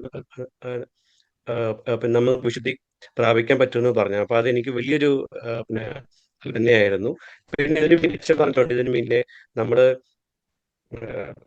നമ്മൾ തിരുസഭയുടെ വിശുദ്ധ രഹസ്യങ്ങളെ കുറിച്ച് നമ്മൾ പഠിക്കുമ്പോൾ, നമ്മൾ സച്ചാസ് നമ്മുടെ ഇപ്പം നമ്മുടെ സ്റ്റഡീസ് ഒക്കെ പഠിക്കുമ്പോൾ നമ്മൾ വിശുദ്ധിയിലേക്ക് വരാനായിട്ട് നമ്മൾ സഹായിക്കുന്നു. അപ്പൊ ഇപ്പൊ അച്ഛൻ പറഞ്ഞു, അതായത് വിശുദ്ധി ശരിക്കും കർത്താവാണ് നമുക്ക് ദാനമായിട്ട് തരുന്നത് എന്ന് പറഞ്ഞു. അപ്പൊ അത് എന്തുകൊണ്ടാണ് വെച്ചാൽ അത് ഏഹ്, ഒരു പറ്റം ആൾക്കാരിൽ അത് ഏഹ്, അതിൽ സക്സസ് ആവാനുള്ള കാരണം, അതായത് ഇപ്പൊ നമ്മൾ റെസ്പോണ്ട് ചെയ്യുന്നതിന്റെ ആണോ? കാരണം ഈശോ അതെ, എല്ലാവർക്കും തന്നെ വിശുദ്ധി നമ്മൾ കൊടുക്കുന്നുണ്ട്. അപ്പൊ ആ തീർച്ചയായിട്ടും ഈശോ തരുന്ന വിശുദ്ധി എല്ലാവർക്കും ഒരുപോലെയാണ്. എല്ലാവരെയും വിശുദ്ധീകരിക്കുന്നു. നമ്മുടെ ദൗത്യം എന്തെന്നാണ് നമ്മൾ പറഞ്ഞത്? നമ്മുടെ ദൗത്യം ആ വിശുദ്ധി കളയാതെ സൂക്ഷിക്കുക എന്നുള്ളതാണ്. അത് റെസ്പോണ്ടിങ് ആണ്. അതിനോട് എന്തോരം പ്രത്യുത്തരിക്കുന്നു, എന്തോരം കോപ്പറേറ്റ് ചെയ്യുന്നു, എന്തോരം കൂടെ ചേർന്ന് നിൽക്കുന്നു, അതിനോട് റെസ്പോണ്ട് ചെയ്യുന്നു, അതിനനുസരിച്ച് ഓരോരുത്തരിലും അതിന് വ്യത്യാസമുണ്ട്. ഇപ്പൊ അതായത് ഒരു ക്ലാസ്സിൽ എല്ലാവരെയും പഠിപ്പിക്കുന്നു, ശ്രദ്ധാപൂർവം കൂടുതൽ ശ്രദ്ധയും കൂടുതൽ അധ്വാനം എടുക്കുന്നവന് കൂടുതൽ ഫലങ്ങൾ കിട്ടുന്നു. ആ ഫലമാണ് നമ്മൾ പുറത്ത് കാണുന്നത്. ദൈവം ആരോടൊരു അനീതിയും ചെയ്യുന്നില്ല. മാമോസ സ്വീകരിക്കുന്ന എല്ലാവർക്കും ഒരേ വിശുദ്ധീകരണമാണ് നൽകുന്നത്. ഹലോ അച്ഛാ, ഞാൻ UK നിന്നാണ്. ഉം. ഓക്കെ. അപ്പൊ എന്റെ കൂടെ ഉള്ള മറ്റ് ക്രിസ്ത്യൻ ഡിനോമിനേഷൻ ഉള്ളവരുമായിട്ട് ഇടപെടാൻ വരുമ്പോഴൊക്കെ എനിക്ക് മനസ്സിലായ അവർ പറയുന്ന പല കാര്യത്തിനോടും എനിക്ക് റെസ്പോണ്ട് ചെയ്യാൻ അറിയത്തില്ല എന്ന് മനസ്സിലായി. അപ്പം അവർ പറയുന്ന പലപ്പോഴും ബിബ്ലിക്കൽ ആയിട്ട് വേർഡ് ഓഫ് ഗോഡിൽ നിന്നായിരിക്കും എന്നോട് സംസാരിക്കുക. അപ്പൊ എനിക്ക് തിരിച്ചു പറയാൻ പലപ്പോഴും സാഹചര്യം വരാതിരിക്കുമ്പോൾ ഞാനപ്പോ എന്നോട് തന്നെ ചോദിക്കും എന്തുകൊണ്ടായിരിക്കും എന്ന്. അപ്പം നമ്മുടെ കത്തോലിക്ക സഭയിൽ നമുക്ക് കാറ്റഗിസം വഴിയൊക്കെ പഠിച്ചു കിട്ടിയിരിക്കുന്ന ഒരു ബേസ് ഉണ്ടല്ലോ. അതാണ് നമ്മൾ എപ്പോഴും ഫോളോ ചെയ്യുന്നത്. പക്ഷെ നമുക്ക് ഒരു ചാലഞ്ചിങ് ആയിട്ടുള്ള ഒരു സിറ്റുവേഷൻ വരുമ്പോൾ പലപ്പോഴും അവരുമായിട്ടൊന്നും പറഞ്ഞു നിൽക്കാൻ നമുക്ക് കിട്ടുന്നില്ല. അപ്പം ഞാൻ പറയാൻ വന്ന ഇതായിരുന്നു, അച്ഛൻ പറഞ്ഞായിരുന്നു പല വിശ്വാസികളും ഇതിനെ വളരെ ലൈറ്റ് ആയിട്ട് എടുക്കുന്നു എന്ന് പറയുമ്പോൾ ഇത് ആരുടെ ഫോൾട്ടാണ് അപ്പൊ അച്ഛൻ പറയുന്നത്? എവിടെയാണ് അപ്പം ഇത് തിരുത്തേണ്ടിയിരിക്കേണ്ടത്? കാറ്റഗിസം വഴി നമുക്ക് വിശ്വാസികൾക്ക് ലഭിച്ചിരിക്കുന്നത് വഴിയാണല്ലോ നമ്മൾ പോകുന്നത്. അപ്പൊ ഒരാൾ നമ്മളോട് കാത്തലിക് ഫെയ്ത്തിനെ ചാലഞ്ച് ചെയ്യുമ്പോൾ അതിന്റെ ഉത്തരം പറയാം. ആരുടെ ഫോൾട്ടാണ് അതല്ലേ ചോദിച്ചേ? ആരുടെ ഫോൾട്ടാണ് എന്ന് ചോദിച്ചാൽ നമുക്കതിനെ ഇന്നയാളുടെ മാത്രം എന്ന് പറയാൻ പറ്റില്ല എന്നാണ്. നമുക്ക് ചിലപ്പോൾ പറയാൻ തോന്നും അത് പഠിപ്പിക്കേണ്ട വൈദികരുടെ കടമയാണ്, അവരാണ് പഠിപ്പിക്കേണ്ടത്. അപ്പം മറുവശത്ത് ചോദിക്കും, അപ്പൊ ഇവർ പഠിപ്പിച്ചുകൊണ്ടിരിക്കുമ്പോൾ അത് കേൾക്കാൻ ചെന്നിരിക്കുന്ന ആൾക്കാർ വേണ്ടേ? അല്ലേ? ഇപ്പൊ ഉദാഹരണത്തിന് വെറുതെ നമ്മുടെ കോണ്ടെക്സ്റ്റ് മാത്രം എടുക്കാം. ഞാൻ 5 മണിക്കൂർ കണ്ടിന്യൂസ് ക്ലാസ് എടുക്കാൻ തയ്യാറാണ് എന്ന് വിചാരിക്കുക. 5 മണിക്കൂർ ഇരിക്കാൻ തയ്യാറുള്ളവരായിരിക്കുണ്ട്? അല്ലേ? എല്ലാ ദിവസവും പഠിപ്പിക്കാൻ തയ്യാറാണെന്ന് വിചാരിക്കുക. എല്ലാ ദിവസവും ഇരിക്കാൻ ചിലപ്പോൾ അത് എണ്ണം കുറവായിരിക്കും. അല്ലേ? ഇനി നമ്മുടെ പള്ളികളിൽ നടക്കുന്ന എല്ലാ ധ്യാനങ്ങൾക്കകത്തും എല്ലാ ക്ലാസ്സുകൾക്കകത്തും നമ്മൾ പങ്കെടുത്തിട്ടുണ്ടോ? നൽകപ്പെട്ടിട്ടുള്ളതല്ല. ഇനി അപ്പം നമ്മുടെ റെസ്പോൺസിബിലിറ്റി ഒരു പ്രധാനപ്പെട്ട ഘടകമാണ്. ഇനി ആരും പഠിപ്പിക്കാൻ ഇല്ലാത്ത സ്ഥലത്ത് പോലും ഇന്നാണെങ്കിൽ നമുക്ക് പഠിക്കാനുള്ള സാധ്യതകൾ ധാരാളമാണ്. വെറുതെ ഒന്ന് ഓൺലൈൻ ഉപയോഗിച്ച് പോലും നമുക്ക് പഠിക്കാം. ആരും നമ്മളെ പഠിപ്പിക്കാൻ പറ്റില്ല. ഞാനൊരു ആരുമില്ലാത്ത ഒരു ഒരു ഒരു എന്താ പറയാ, വിശ്വാസം അനുവദിക്കുന്നില്ലാത്ത ഒരു രാജ്യത്താണെങ്കിൽ പോലും ഇന്ന് നമുക്ക് അവിടെ ഇരുന്ന് പഠിക്കാം. പുസ്തകങ്ങൾ, കത്തോലിക്ക വിശ്വാസവുമായി ബന്ധപ്പെട്ട പുസ്തകങ്ങളോളം പുസ്തകങ്ങൾ വേറെ ലോകത്തിൽ എല്ലാം കൂടെ കൂട്ടിച്ചേർത്ത് വെച്ചാലും ഇല്ല, അവൈലബിലിറ്റി ഉണ്ട്. അങ്ങനെ എല്ലാം ഉണ്ടായിരിക്കെ നമ്മൾ ഇനിഷ്യേറ്റീവ് എടുക്കണം. നമ്മൾ തീരെ കുഞ്ഞുങ്ങളല്ല, നമ്മളെ കൊണ്ടൊന്ന് പിടിച്ചു നിർത്തിയിട്ട് നമുക്ക് തരാനായിട്ട്. ചെറിയ കാറ്റഗിസം ക്ലാസ്സിൽ അത് തരും. അപ്പൊ പോലും ഇപ്പൊ ഉദാഹരണത്തിന് നമ്മുടെ കാറ്റഗിസം നമ്മുടെ പേരൻസ് എല്ലാം കൂടെ എന്തുകൊണ്ടാണ് വികാരിച്ചുകൊണ്ട് ആവശ്യപ്പെടാത്ത, അച്ഛാ നമുക്ക് 1 മണിക്കൂർ കാറ്റഗിസം പോരാ, നമുക്ക് സൺഡേകളിൽ ഒരു 4 മണിക്കൂർ കാറ്റഗിസം ആയാലും വേണം എന്ന് ചോദിക്കാത്തത്? മറുവശത്ത് അച്ഛൻ പറയാണ് നമുക്ക് 1 മണിക്കൂർ കാറ്റഗിസം 2 ആക്കാന്ന് പറയുമ്പോൾ അതൊന്നും പറ്റത്തില്ല അച്ഛാ, കൊച്ചിനെ കൊണ്ടുകൊണ്ട് വീട്ടിൽ പോകണം എന്ന് പറയുന്നവരായിരിക്കില്ലേ കൂടുതൽ? ആരുടെ കുഴപ്പമാണ്? അങ്ങനെ നമുക്ക് ആരുടെ കുഴപ്പമൊന്നും തീർത്ത് പറയാൻ പറ്റില്ല. കുഴപ്പം നമ്മുടെ എല്ലാവരുടേതുമാണ് എന്നാണ് പറയാവുന്നത്. ഓക്കെ. അപ്പൊ അവരുമായിട്ട് ചാലഞ്ച് ചെയ്യുമ്പോൾ അവർ വേർഡ് ഓഫ് ഗോഡിൽ ഭയങ്കര സ്ട്രോങ് ആണ്. അപ്പൊ ഓക്കെ, ഞാൻ അതിനെ കുറിച്ച് ശരിയാക്കി എനിക്ക് പറയട്ടെ. മനസ്സിലായത് ഈ അതർ ഡിനോമിനേഷൻസ് അവര് young word of God generation young generation ഇന്ന് ഞാൻ ചോദിച്ചിരിക്കുന്നു, ഞാൻ ഇതിനെ ബേസ് ചെയ്ത് റിസർച്ച് ചെയ്ത് 10 കത്തോലിക്കയിൽപ്പെട്ട എന്റെ കൂട്ടുകാരോട് ഞാൻ ചോദിക്കുമ്പോൾ അവർക്ക് എല്ലാവർക്കും എന്നെ പോലെ ഒരു ചാലഞ്ചിങ് ആണ് മറ്റ് ഡിനോമിനേഷൻകാർ വന്ന് ചോദിക്കുമ്പോൾ. അപ്പൊ ഇത് നമ്മളൊരു സീരിയസ് ആയിട്ട് എടുക്കേണ്ട ഒരു കാര്യമാണെന്ന് മനസ്സിലാക്കണം. യങ് ജനറേഷൻ ആണ് പെർട്ടിക്കുലർ. കാരണം വളർന്നു വരുന്ന തലമുറയിലൂടെയാണ് ഇനി കത്തോലിക്ക സഭ മുമ്പോട്ട് പോകണ്ടേ എന്നുള്ള ഒരു കൺസേൺ എനിക്ക് ഫീൽ ചെയ്തുകൊണ്ടാണ് ഞാൻ അച്ഛന്റെ മുമ്പിൽ ഈ ക്വസ്റ്റ്യൻ പ്രസന്റ് ചെയ്തത്. ഇവിടെ ഫെയ്ത്ത് പ്രാക്ടീസ് ചെയ്യുന്ന ഇംഗ്ലീഷ് കമ്മ്യൂണിറ്റി വളരെ കുറവാണ്. അത് ഇൻ കേസ് നമ്മളൊരു കത്തോലിക്ക സഭയിൽ പോവുകയാണെങ്കിൽ ഇംഗ്ലീഷ് കമ്മ്യൂണിറ്റിയിലുള്ള പ്രായമുള്ള ജനം മാത്രമേ ഉള്ളൂ. ഒരു ചെറുപ്പക്കാരെ പോലും നമുക്ക് അവിടെ കാണാൻ പറ്റത്തില്ല. അപ്പൊ ഇതൊക്കെ വരും കാലത്ത് നമ്മുടെ കേരളത്തിൽ ഇങ്ങനെ സംഭവിക്കുമോ എന്ന് നമുക്ക് പറയാൻ പറ്റില്ല. പക്ഷേ നമ്മളൊരു കാര്യം ഓർക്കണം, അങ്ങനെ ഒരു കമ്മ്യൂണിറ്റി തളരുന്നത് കൊണ്ടാണ് നിങ്ങളെയൊക്കെ ദൈവം അവിടെ കൊണ്ടുവന്നേക്കുന്നത്. നല്ല കുടുംബങ്ങളിൽ, വിശ്വാസ പാരമ്പര്യമുള്ള കുടുംബങ്ങളിൽ പഠിപ്പിച്ച് വളർത്തി നിങ്ങൾക്കൊരു ജോലിയും തന്ന് നിങ്ങളെ അവിടെ കൊണ്ടുവന്നേക്കുന്നത് കുറച്ച് കാശുണ്ടാക്കാനും അവിടെ ഒരു വീട് മേടിച്ച് ലോൺ അടച്ച് തീർക്കാനുമല്ല, ശക്തമായി വിശ്വാസം പഠിപ്പിക്കാൻ വേണ്ടിയിട്ടാണ്. കഠിനാധ്വാനം ചെയ്ത് പഠിക്കണം, എന്നിട്ട് പഠിപ്പിക്കണം, കിട്ടുന്ന എല്ലാ ഫോറങ്ങളിലും പഠിപ്പിക്കണം. അങ്ങനെ പഠിപ്പിക്കുമ്പം നമ്മുടെ കൂടെ ജോലി ചെയ്യുന്നവർ മുതൽ അത് സ്റ്റാർട്ട് ചെയ്യും. എനിക്കറിയാം, പല UK തന്നെ പല കമ്മ്യൂണിറ്റികളിലും മലയാളികൾ ആക്റ്റീവ് ആയതോടുകൂടെ ഇംഗ്ലീഷുകാർ അങ്ങോട്ട് വന്നു തുടങ്ങിയിട്ടുണ്ട്. റിവൈവൽ ശക്തമായിട്ടുണ്ട്. എപ്പോഴും അങ്ങനെയാണ്, ഒരു പുളിമാവാണ് ആ സമൂഹത്തെ പുളിപ്പിക്കുന്നത്. അതുകൊണ്ട് സ്വാഭാവികം ഈ തിരിച്ചറിവ് നിങ്ങൾക്ക് തരുന്ന ശക്തമായ ഉത്തരവാദിത്തമുണ്ട്. അതിനെക്കുറിച്ച് ഗൗരവമായിട്ട് ഓർക്കുക എന്നാണ് പറയാവുന്നത്. സ്തുതിയായിരിക്കട്ടെ അച്ഛാ. ഇന്നലെ ഒരു ഗാദറിംഗ് ഉണ്ടായിരുന്നേ. അതിനകത്ത് സംസാരിച്ചുകൊണ്ടിരിക്കുമ്പോൾ ഞങ്ങളുടെ ഒരു ഫ്രണ്ട് പറഞ്ഞേ, പുള്ളിക്കാരി ഞാൻ UK-ലാണ്. അപ്പം UK-ൽ ഇംഗ്ലീഷ് അച്ഛൻ്റെ അടുത്ത് കുമ്പസാരിക്കാൻ പോയിട്ട് മലയാളത്തിൽ കുമ്പസാരിച്ചിട്ട് വരുമെന്ന് പറഞ്ഞേ. അത് ശരിയാണോ? അത് ഉറപ്പായിട്ടും തെറ്റാണ്. കാരണം അത് കള്ളക്കുമ്പസാരമാണ്, കുമ്പസാരത്തെ അവഹേളിക്കലാണ്. കുമ്പസാരം എന്ന നമ്മെ വിശുദ്ധീകരിക്കുന്ന സ്ഥലത്ത് പോയിട്ട് കൂദാശയ്ക്കെതിരെ പാപം ചെയ്യലാണ്. ഉദ്ദേശിക്കുന്നത് എന്താണ്? പാപം അച്ഛൻ കേൾക്കണ്ട, എനിക്കൊരു ആശ്വാസം കിട്ടിയാൽ മതി എന്നാണ്. പാപം ഏറ്റുപറയാതെ പാപമോചനം ഉണ്ടാവില്ല. പാപം ഏറ്റുപറയണം. അത് വിധിയാളനാകുന്ന ഈശോയുടെ സ്ഥാനത്തിരിക്കുന്ന ജഡ്ജായിരിക്കുന്ന കാർമ്മികൻ അത് ജഡ്ജ് ചെയ്യണം. എന്നിട്ട് അതിന് ആനുപാതികമായ പരിഹാരം തരണം, നമ്മളെ സൗഖ്യപ്പെടുത്തണം. ഇങ്ങനെ കുറേ കാര്യങ്ങളകത്തുണ്ട്, പഠിപ്പിക്കണം. ഇതെല്ലാം ഉണ്ട്. അല്ലാതെ സൂത്രത്തിൽ പോയി തട്ടിയെടുക്കാവുന്ന ഒരു സൂത്രമല്ല പാപമോചനം എന്ന്. മാത്രമല്ല, അങ്ങനെ ചെയ്യാനുള്ള ശ്രമം ആ കൂദാശയ്ക്കെതിരായ പാപമാണ്. അത് സാക്രിലേജസ് ആണ്, മാരകമായ തിന്മയാണ് എന്ന് ആ ആളെ വിളിച്ചു പറയണം. അച്ഛാ, 2 ചോദ്യമുണ്ട്. അതിൽ ആദ്യത്തെ ചോദ്യം, നമ്മൾ വിശുദ്ധ കുർബാന പലപ്പോഴും നമ്മൾ കർത്താവെ അനുഗ്രഹിക്കണമേ, ആശീർവദിക്കണമേ, കരുണയായിരിക്കണമേ, കൃപയായിരിക്കണേ എന്ന് പറയും. അപ്പൊ ഈ വാക്കുകൾ ഉള്ള വ്യത്യാസം എങ്ങനെയാണ് വ്യത്യസ്തമാണെന്ന് പറയാം? എന്താണ് സഭ എന്താണ് ഉദ്ദേശിക്കുന്നതെന്ന് പറയാം? അപ്പോൾ നമുക്ക് നമ്മൾ ആ കോണ്ടെക്സ്റ്റിന്റെ അനുസരിച്ചാണ്. ഇപ്പൊ ഉദാഹരണത്തിന് നമ്മൾ അനുതാപവുമായി ബന്ധപ്പെട്ട കാര്യങ്ങളൊക്കെ ആണെങ്കിൽ ഞങ്ങളുടെ പാപങ്ങൾ ക്ഷമിക്കണമേ എന്ന് പ്രാർത്ഥിക്കും. സ്വാഭാവികമായ കാര്യങ്ങളാണ്. ഇനി ഈ കൃപയാകണമേ, കരുണയാകണമേ എന്ന് പറയുന്നതിനകത്ത് പിന്നെ പ്രത്യേകിച്ച് ലിറ്റർജി ടെക്സ്റ്റുകൾക്കകത്ത് എപ്പോഴും അത് ട്രാൻസ്ലേറ്റ് ചെയ്യുമ്പം അതിന്റെ റൂട്ടിനെ കുറിച്ച് ചിന്തിക്കും. റൂട്ടിൽ എങ്ങനെയാണ്?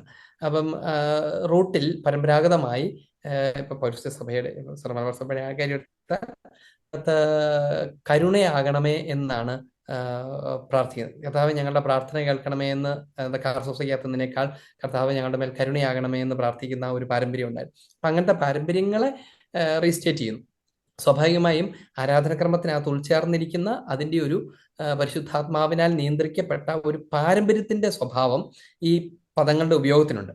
രണ്ടാമത്തേത് ഓരോ കോണ്ടെക്സ്റ്റിനനുസരിച്ചാണ്. അനുഗ്രഹം യാചിക്കുന്നിടത്ത് അനുഗ്രഹം ചോദിക്കുന്നു. കരുണ കാണിക്കണമേ എന്ന് നമ്മുടെ ബലഹീനത ഏറ്റുപറയുകയോ അല്ലെങ്കിൽ നമ്മുടെ മാനുഷിക ഭാവത്തിൽ നിന്ന് സംസാരിക്കുകയോ ചെയ്യുന്ന സാഹചര്യങ്ങളിൽ കരുണ ചോദിക്കണമേ എന്ന് പറയുന്നു. അതുപോലെ തന്നെ നന്മകളെ ഓർത്ത് പ്രകീർത്തിക്കുന്ന സമയങ്ങളിൽ നന്ദി പറയുന്നു എന്ന് പറയുന്നു. അങ്ങനെയാണ് അതിനെക്കുറിച്ച്. രണ്ടാമത്തെ ചോദ്യം അച്ഛൻ ഇന്ന് കുറച്ച് പറഞ്ഞിരുന്നു. നമ്മുടെ ഉത്ഥാനത്തിന്റെ ഒക്കെ ആരാധനക്രമത്തിനിടയ്ക്ക് നമ്മൾ വേറെ ഡ്രാമ പോലെ കാര്യങ്ങൾ ചെയ്യരുത്. അപ്പോൾ അങ്ങനെ ഒരു ഇടവകൽ നടന്നെങ്കിൽ അത് ഇടവ വൈദികനെ ആണോ അതോ ബിഷപ്പിനാണോ അറിയിക്കുക? എങ്ങനെയാണെന്ന് അതിനെ ഒന്ന് അപ്രോച്ച് ചെയ്യേണ്ടതെന്ന് പറയാം. കാരണം എന്താണെന്ന് ചോദിച്ചാല് ഉത്ഥാനത്തിന് കാണിക്കുമ്പോൾ നമ്മള് അതായത് അത് കുർബാന മധ്യേ അങ്ങനെ ചെയ്യുന്നത് എന്തുമാത്രം അത് ഓക്വേർഡ് ആക്കിയോ അങ്ങനെയൊക്കെ നിങ്ങൾക്ക് അനുഭവപ്പെടുന്നുണ്ടെങ്കിൽ ആദ്യം അത് അച്ഛനോട് സ്നേഹത്തോടെ പോയി സംസാരിക്കുക എന്നുള്ളതാണ്. ചിലപ്പോൾ അങ്ങനെ അവിടെ ചെയ്തുകൊണ്ടിരിക്കുവായിരുന്നു, പിള്ളേർക്കൊക്കെ രസമാകും, കുറച്ച് പഠിച്ചോട്ടെ പിള്ളേര്. അപ്പൊ ചിലപ്പോൾ അത് കുറച്ച് നല്ല കാറ്റഗേസസ് ആണല്ലോ, ഉത്ഥാനമൊക്കെ നടന്നത് അതിലൊരു എങ്ങനെയാണെന്ന്. പ്രശ്നമുണ്ട് അച്ഛാ. കാരണം എന്താണെന്ന് വെച്ചാൽ നമ്മള് ബ- ഉത്ഥാനം ചെയ്ത ഈശോ എന്ന് പറഞ്ഞാൽ മാലാക വന്ന് കല്ല് ഉരുട്ടി മാറ്റുന്നു, അതിനുശേഷമാണ് ഈശോ ഉത്ഥാനം ചെയ്തതായിട്ട് കാണിക്കുന്നത്. പക്ഷെ ബൈബിളിൽ നേരെ തിരിച്ചാണ്. അപ്പൊ അതിന് അതൊക്കെയാണ് അതിന്റെ പ്രശ്നം. കുട്ടികളോട് ഞാൻ സംസാരിക്കുമ്പോൾ അടുത്ത അവരത് പ്രശ്നം അടുത്ത പ്രശ്നം എന്താണ്? ഈശോ അച്ഛൻ പറഞ്ഞ ഉത്ഥാനം കറക്റ്റാണ്. ചെയ്യുന്നത് സ്വർഗീയ ശരീരത്തിലാണ്, പക്ഷെ കാണിക്കുന്നത് ഇങ്ങനെ ഉടുപ്പൊക്കെ ഇട്ട പരുവത്തിൽ എഴുന്നേറ്റ് വരുന്നു എന്നാണ്. ഇങ്ങനെയുള്ള ഒത്തിരി എറോണിയസ് മെസ്സേജ് അതിനകത്ത് കയറി വരും. യാ ആ സോറി, കുട്ടികളോട് ചോദിക്കുമ്പോൾ അവർ പറയുന്നത് ഓക്കെ മാലാക വന്നു, ഈശോയെ ഉയർത്തെഴുന്നേൽപ്പിച്ചു എന്നുള്ള രീതിയിലുള്ള തിരിച്ചൊരു മെസ്സേജ് എനിക്ക് കിട്ടി. അപ്പം അതെങ്ങനെ അതിനെ പരിഹരിക്കണം എന്നുള്ളതാണ് അതിൻ്റെ ഒരു ചോദ്യം. ഈ എക്സ്പീരിയൻസോട് കൂടെ അച്ഛൻ്റെ അടുത്ത് ചെന്ന് സംസാരിക്കുക എന്നുള്ളതാണ് നമുക്ക് ചെയ്യാവുന്ന കാര്യം. അതിനുശേഷം അതൊരു ഡിസ്കഷന്റെ ഇപ്പോൾ അതിനകത്ത് രൂപത ഒരുമിച്ച് അങ്ങനെ ഒരു തീരുമാനമൊക്കെ എടുത്ത് അത് കുറച്ച് നന്നായിട്ട് വരും. അപ്പോൾ അതിന് പറ്റുന്ന വിധത്തിൽ പിതാവിന്റെ ശ്രദ്ധയിൽ അത് പെടുത്താം. അപ്പോൾ സ്വാഭാവികമായും പിതാവ് അതിനെക്കുറിച്ച് ചിന്തിച്ചെന്നിരിക്കും. മറ്റ് ഡിസ്കഷൻസിനകത്തൊക്കെ അത് വരും. ചിലപ്പം വെർബലായിട്ടുള്ള നിർദ്ദേശങ്ങൾ കൊടുക്കുന്നതിനകത്ത് അത് കുറച്ച് മോഡറേറ്റ് ആയിട്ട് മര്യാദയ്ക്കാണ് അത് ചെയ്യേണ്ടത്, ആരാധനാക്രമത്തിൽ ആവശ്യപ്പെടുന്ന പോലെ ചെയ്താൽ മതി എന്നൊക്കെ പറഞ്ഞെന്നിരിക്കും. അങ്ങനെ പതുക്കെ നമ്മളിങ്ങനെ പതുക്കെ പറഞ്ഞാണ് അതൊക്കെ പതുക്കെ സംഭവിക്കുന്നത്. നമ്മൾ മുറിപ്പെടുത്താതെയും എന്നാൽ ഒരാളെ പേഴ്സണലായിട്ട് ടാർഗറ്റ് ചെയ്യുന്നത് പോലെ വരാതെയും സ്നേഹപൂർവമായും പരിശുദ്ധാത്മാവിന് പ്രവർത്തിക്കാനുള്ള സ്പേസ് ഇട്ട് കൊടുത്തുകൊണ്ടും ചെയ്യുമ്പോഴാണ് നമ്മൾ ആഗ്രഹിക്കുന്ന ഫലങ്ങൾ ഉണ്ടാക്കുക. അല്ലെങ്കിൽ നമ്മൾ ചിലപ്പം എനിക്ക് കുറച്ചുകൂടെ വ്യത്യസ്തമായ അഭിപ്രായമുള്ളതെന്നോ അതിനേക്കാൾ നന്നായിട്ട് നമുക്കറിയാമെന്നോ തോന്നിപ്പിക്കുന്ന പോലെയാണ് അവർക്ക് തോന്നിയ തെറ്റിദ്ധരിച്ചാൽ പോലും അത് നെഗറ്റീവ് ഫലങ്ങളായിരിക്കും ഉണ്ടാക്കുന്നത്. അതുകൊണ്ട് നന്നായി പ്രാർത്ഥിച്ച് സ്നേഹപൂർവമായ സംഭാഷണത്തിലൂടെ എന്നാൽ അറിയിക്കേണ്ടവരെ അറിയിച്ചും അതിന്റെ പിന്നാലെ നിന്നും ഒക്കെ അത് ചെയ്യുന്നതിനകത്തൊരു കുഴപ്പമില്ല. അച്ഛാ സ്ഥിതിയായിരിക്കട്ടെ. അച്ഛാ എനിക്ക് ഒരു ചോദ്യമാണുള്ളത്. ബാക്കി ഇപ്പം അച്ഛൻ മറുപടി കൊടുത്തതിനായിരുന്നു ഒരു ചോദ്യത്തിന്റെ. ഞാൻ ചോദിക്കുന്ന ഇതാണ്, ഇപ്പോൾ നമ്മൾ ഈ പരിശുദ്ധ കുർബാനയില് ഈശോയുടെ ഉത്തിതനായ ഈശോയുടെ ശരീരമാണല്ലോ സ്വീകരിക്കുന്നത് ഓസ്തിയുടെ രൂപത്തില്. അപ്പൊ ഈ ഈശോയുടെ അന്ത്യത്താഴവേളയിൽ ഈശോ അപ്പം വിധിച്ചു കൊടുക്കുമ്പോൾ ഇതിന്റെ ശരീരഭാഗം നിങ്ങൾ ഭക്ഷിപ്പീരെന്നൊക്കെ പറഞ്ഞ് കൊടുക്കുന്നുണ്ടല്ലോ ശിഷ്യന്മാർക്ക്. അപ്പോൾ അന്ന് ആ ഈശോയുടെ ഏത് വിധത്തിലുള്ള ശരീരമായിരുന്നു അവര് സ്വീകരിച്ചിരുന്നത്? അതിനെപ്പറ്റി ഒന്ന് പറയും.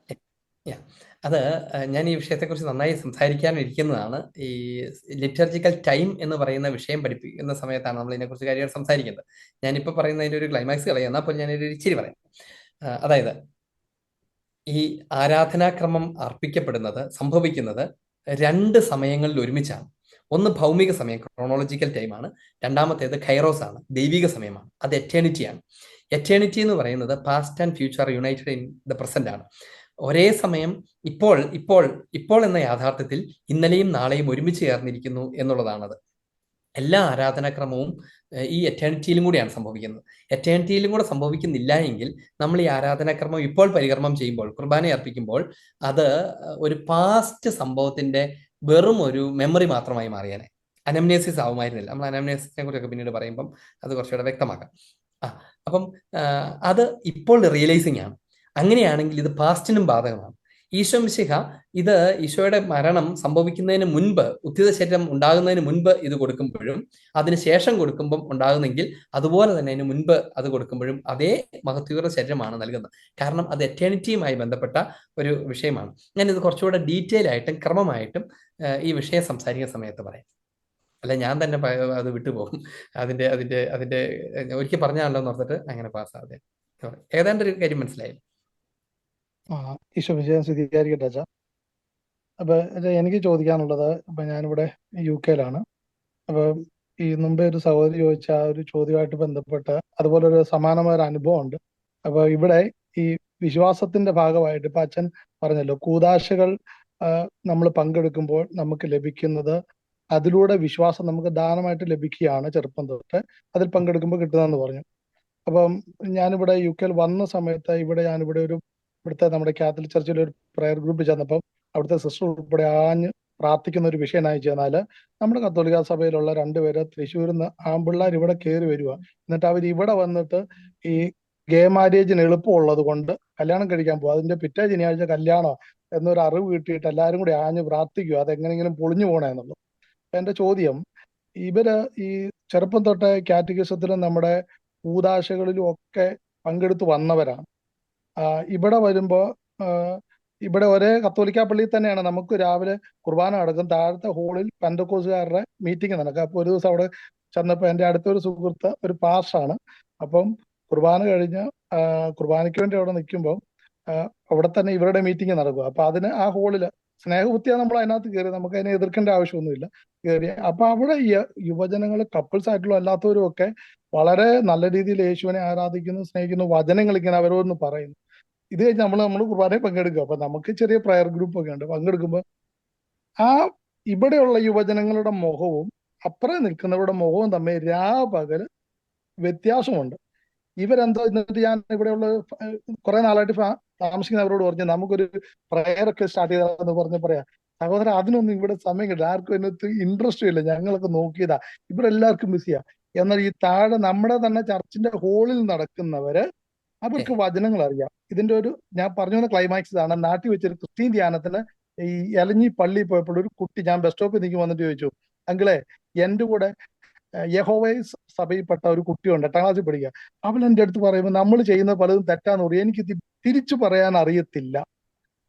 ഒരേ ക്ലാസ്സിൽ പഠിക്കുന്നില്ല. അപ്പൊ എന്റെ ചോദ്യം ഇതാണ്, അച്ഛനീ പറഞ്ഞ ഞാൻ അതിനെ ബ്ലെയിമായിട്ട് കുറ്റപ്പെടുത്തി എതിർത്ത് ചോദിക്കുന്നതല്ല.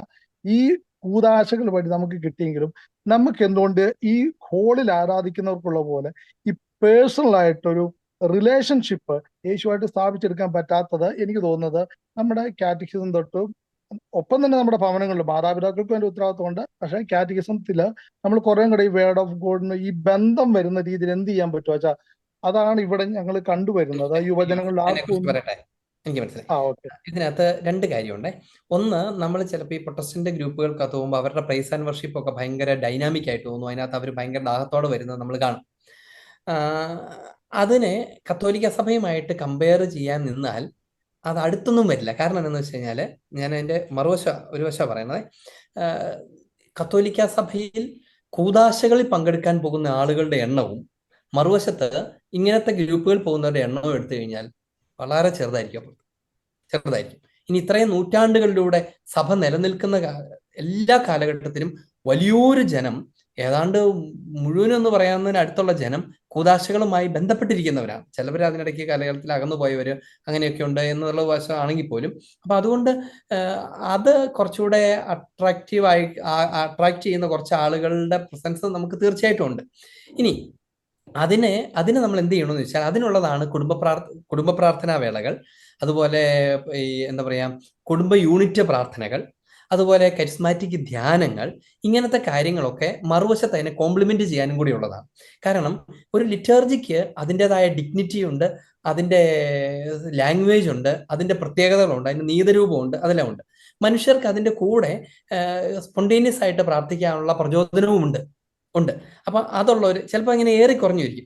കുറച്ച് അക്കാഡമിക് ക്യാരക്ടർ ഉള്ളവർക്ക്, കുറച്ചുകൂടെ സീരിയസ് ആയിട്ട് ഫെയ്ത്തിനെ കാണുന്നവർക്ക് കൂതാശകളെ അനുഭവിക്കാൻ കൂടുതൽ എളുപ്പമാണ്. എന്നാൽ വളരെ ഷാലോ ആയിട്ടുള്ള ഒരാളുകൾക്ക് ചിലപ്പോൾ അത് അത്ര എളുപ്പമായിരിക്കണമെന്നില്ല, നിർബന്ധമില്ല.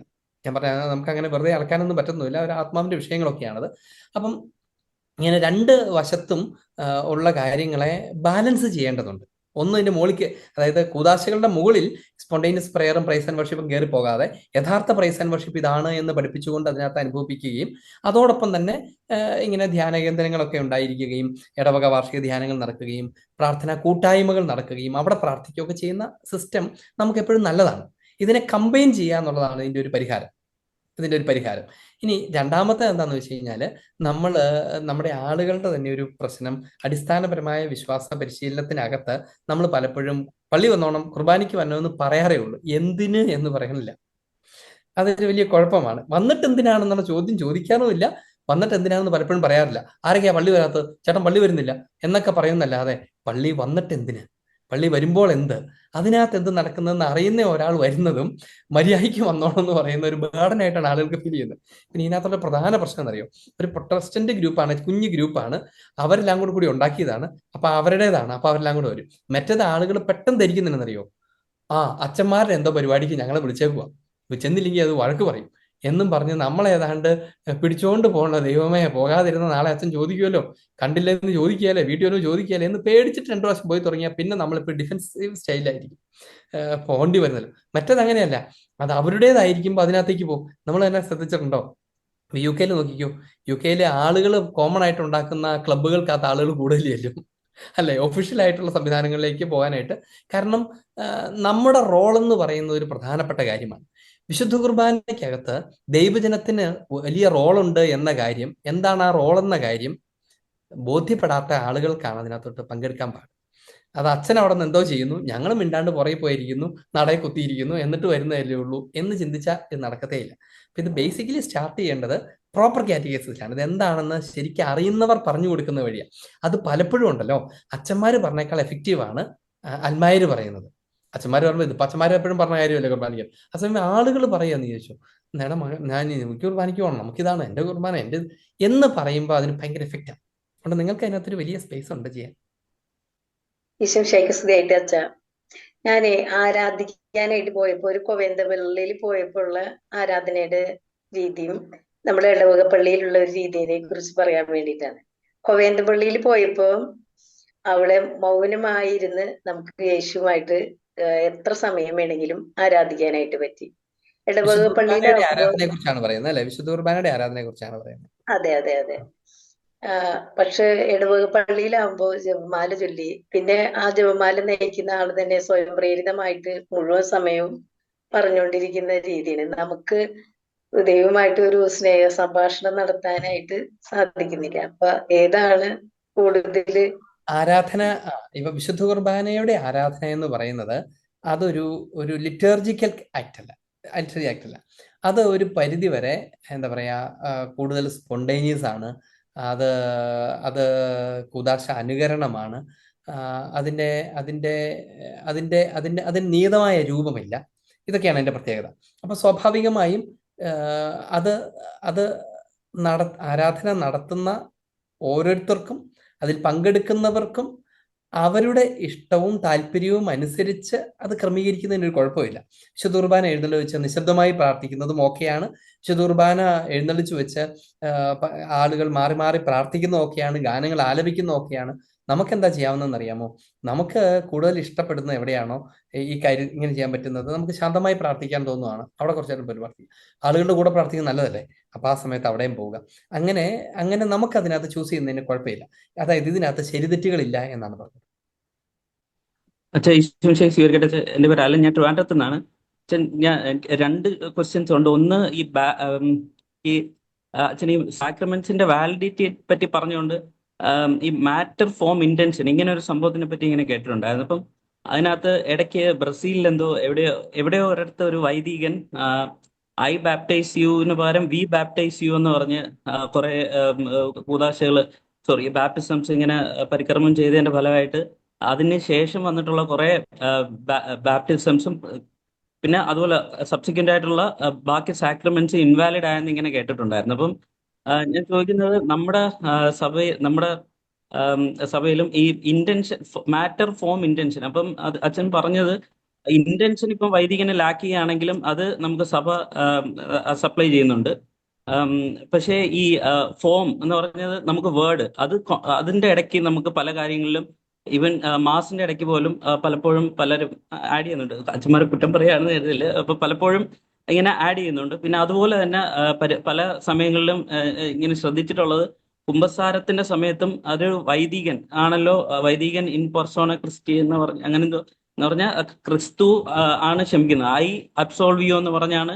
അപ്പം അത് പല സഭകളിലും ചിലപ്പോൾ വ്യത്യാസമുണ്ട്, മലങ്കര സിറോ മലബാറിൽ വ്യത്യാസം ഉണ്ടായിരിക്കും. പക്ഷേ ഞാൻ ചില വൈദികര് പരമ്പരാഗതമായിട്ടുള്ള രീതിയിൽ, പഴയ വൈദികരൊക്കെ പലരും ഇപ്പോഴും വായിച്ചാണ് ഇത് അബ്സോൾവ് ചെയ്യുന്നത്. പക്ഷേ നമ്മുടെ പുതിയ കുറച്ച് വൈദികർ ചിലപ്പോൾ കാണാപ്പാടം പഠിച്ചിട്ടായിരിക്കാം, പക്ഷേ ഇതിൽ എന്തെങ്കിലും വാലിഡിറ്റി ഇഷ്യൂസ് ഉണ്ടോ ഇല്ലയോ എന്ന് നമുക്ക് കൺഫ്യൂഷൻ ഉണ്ട്. അപ്പൊ അതും ഈ ഫോം എന്ന് പറഞ്ഞ സംഭവം നമുക്ക് അതിലും ഇളവ് തരുമോ ഇല്ലയോ എന്ന് ഉദ്ദേശിച്ചത്, അതൊരു ചോദ്യം. അതായത് ഈ ഈ പറഞ്ഞ 3 ഘടകങ്ങളെക്കുറിച്ച് ഞാൻ പിന്നീട് വിശദമായി സംസാരിക്കും.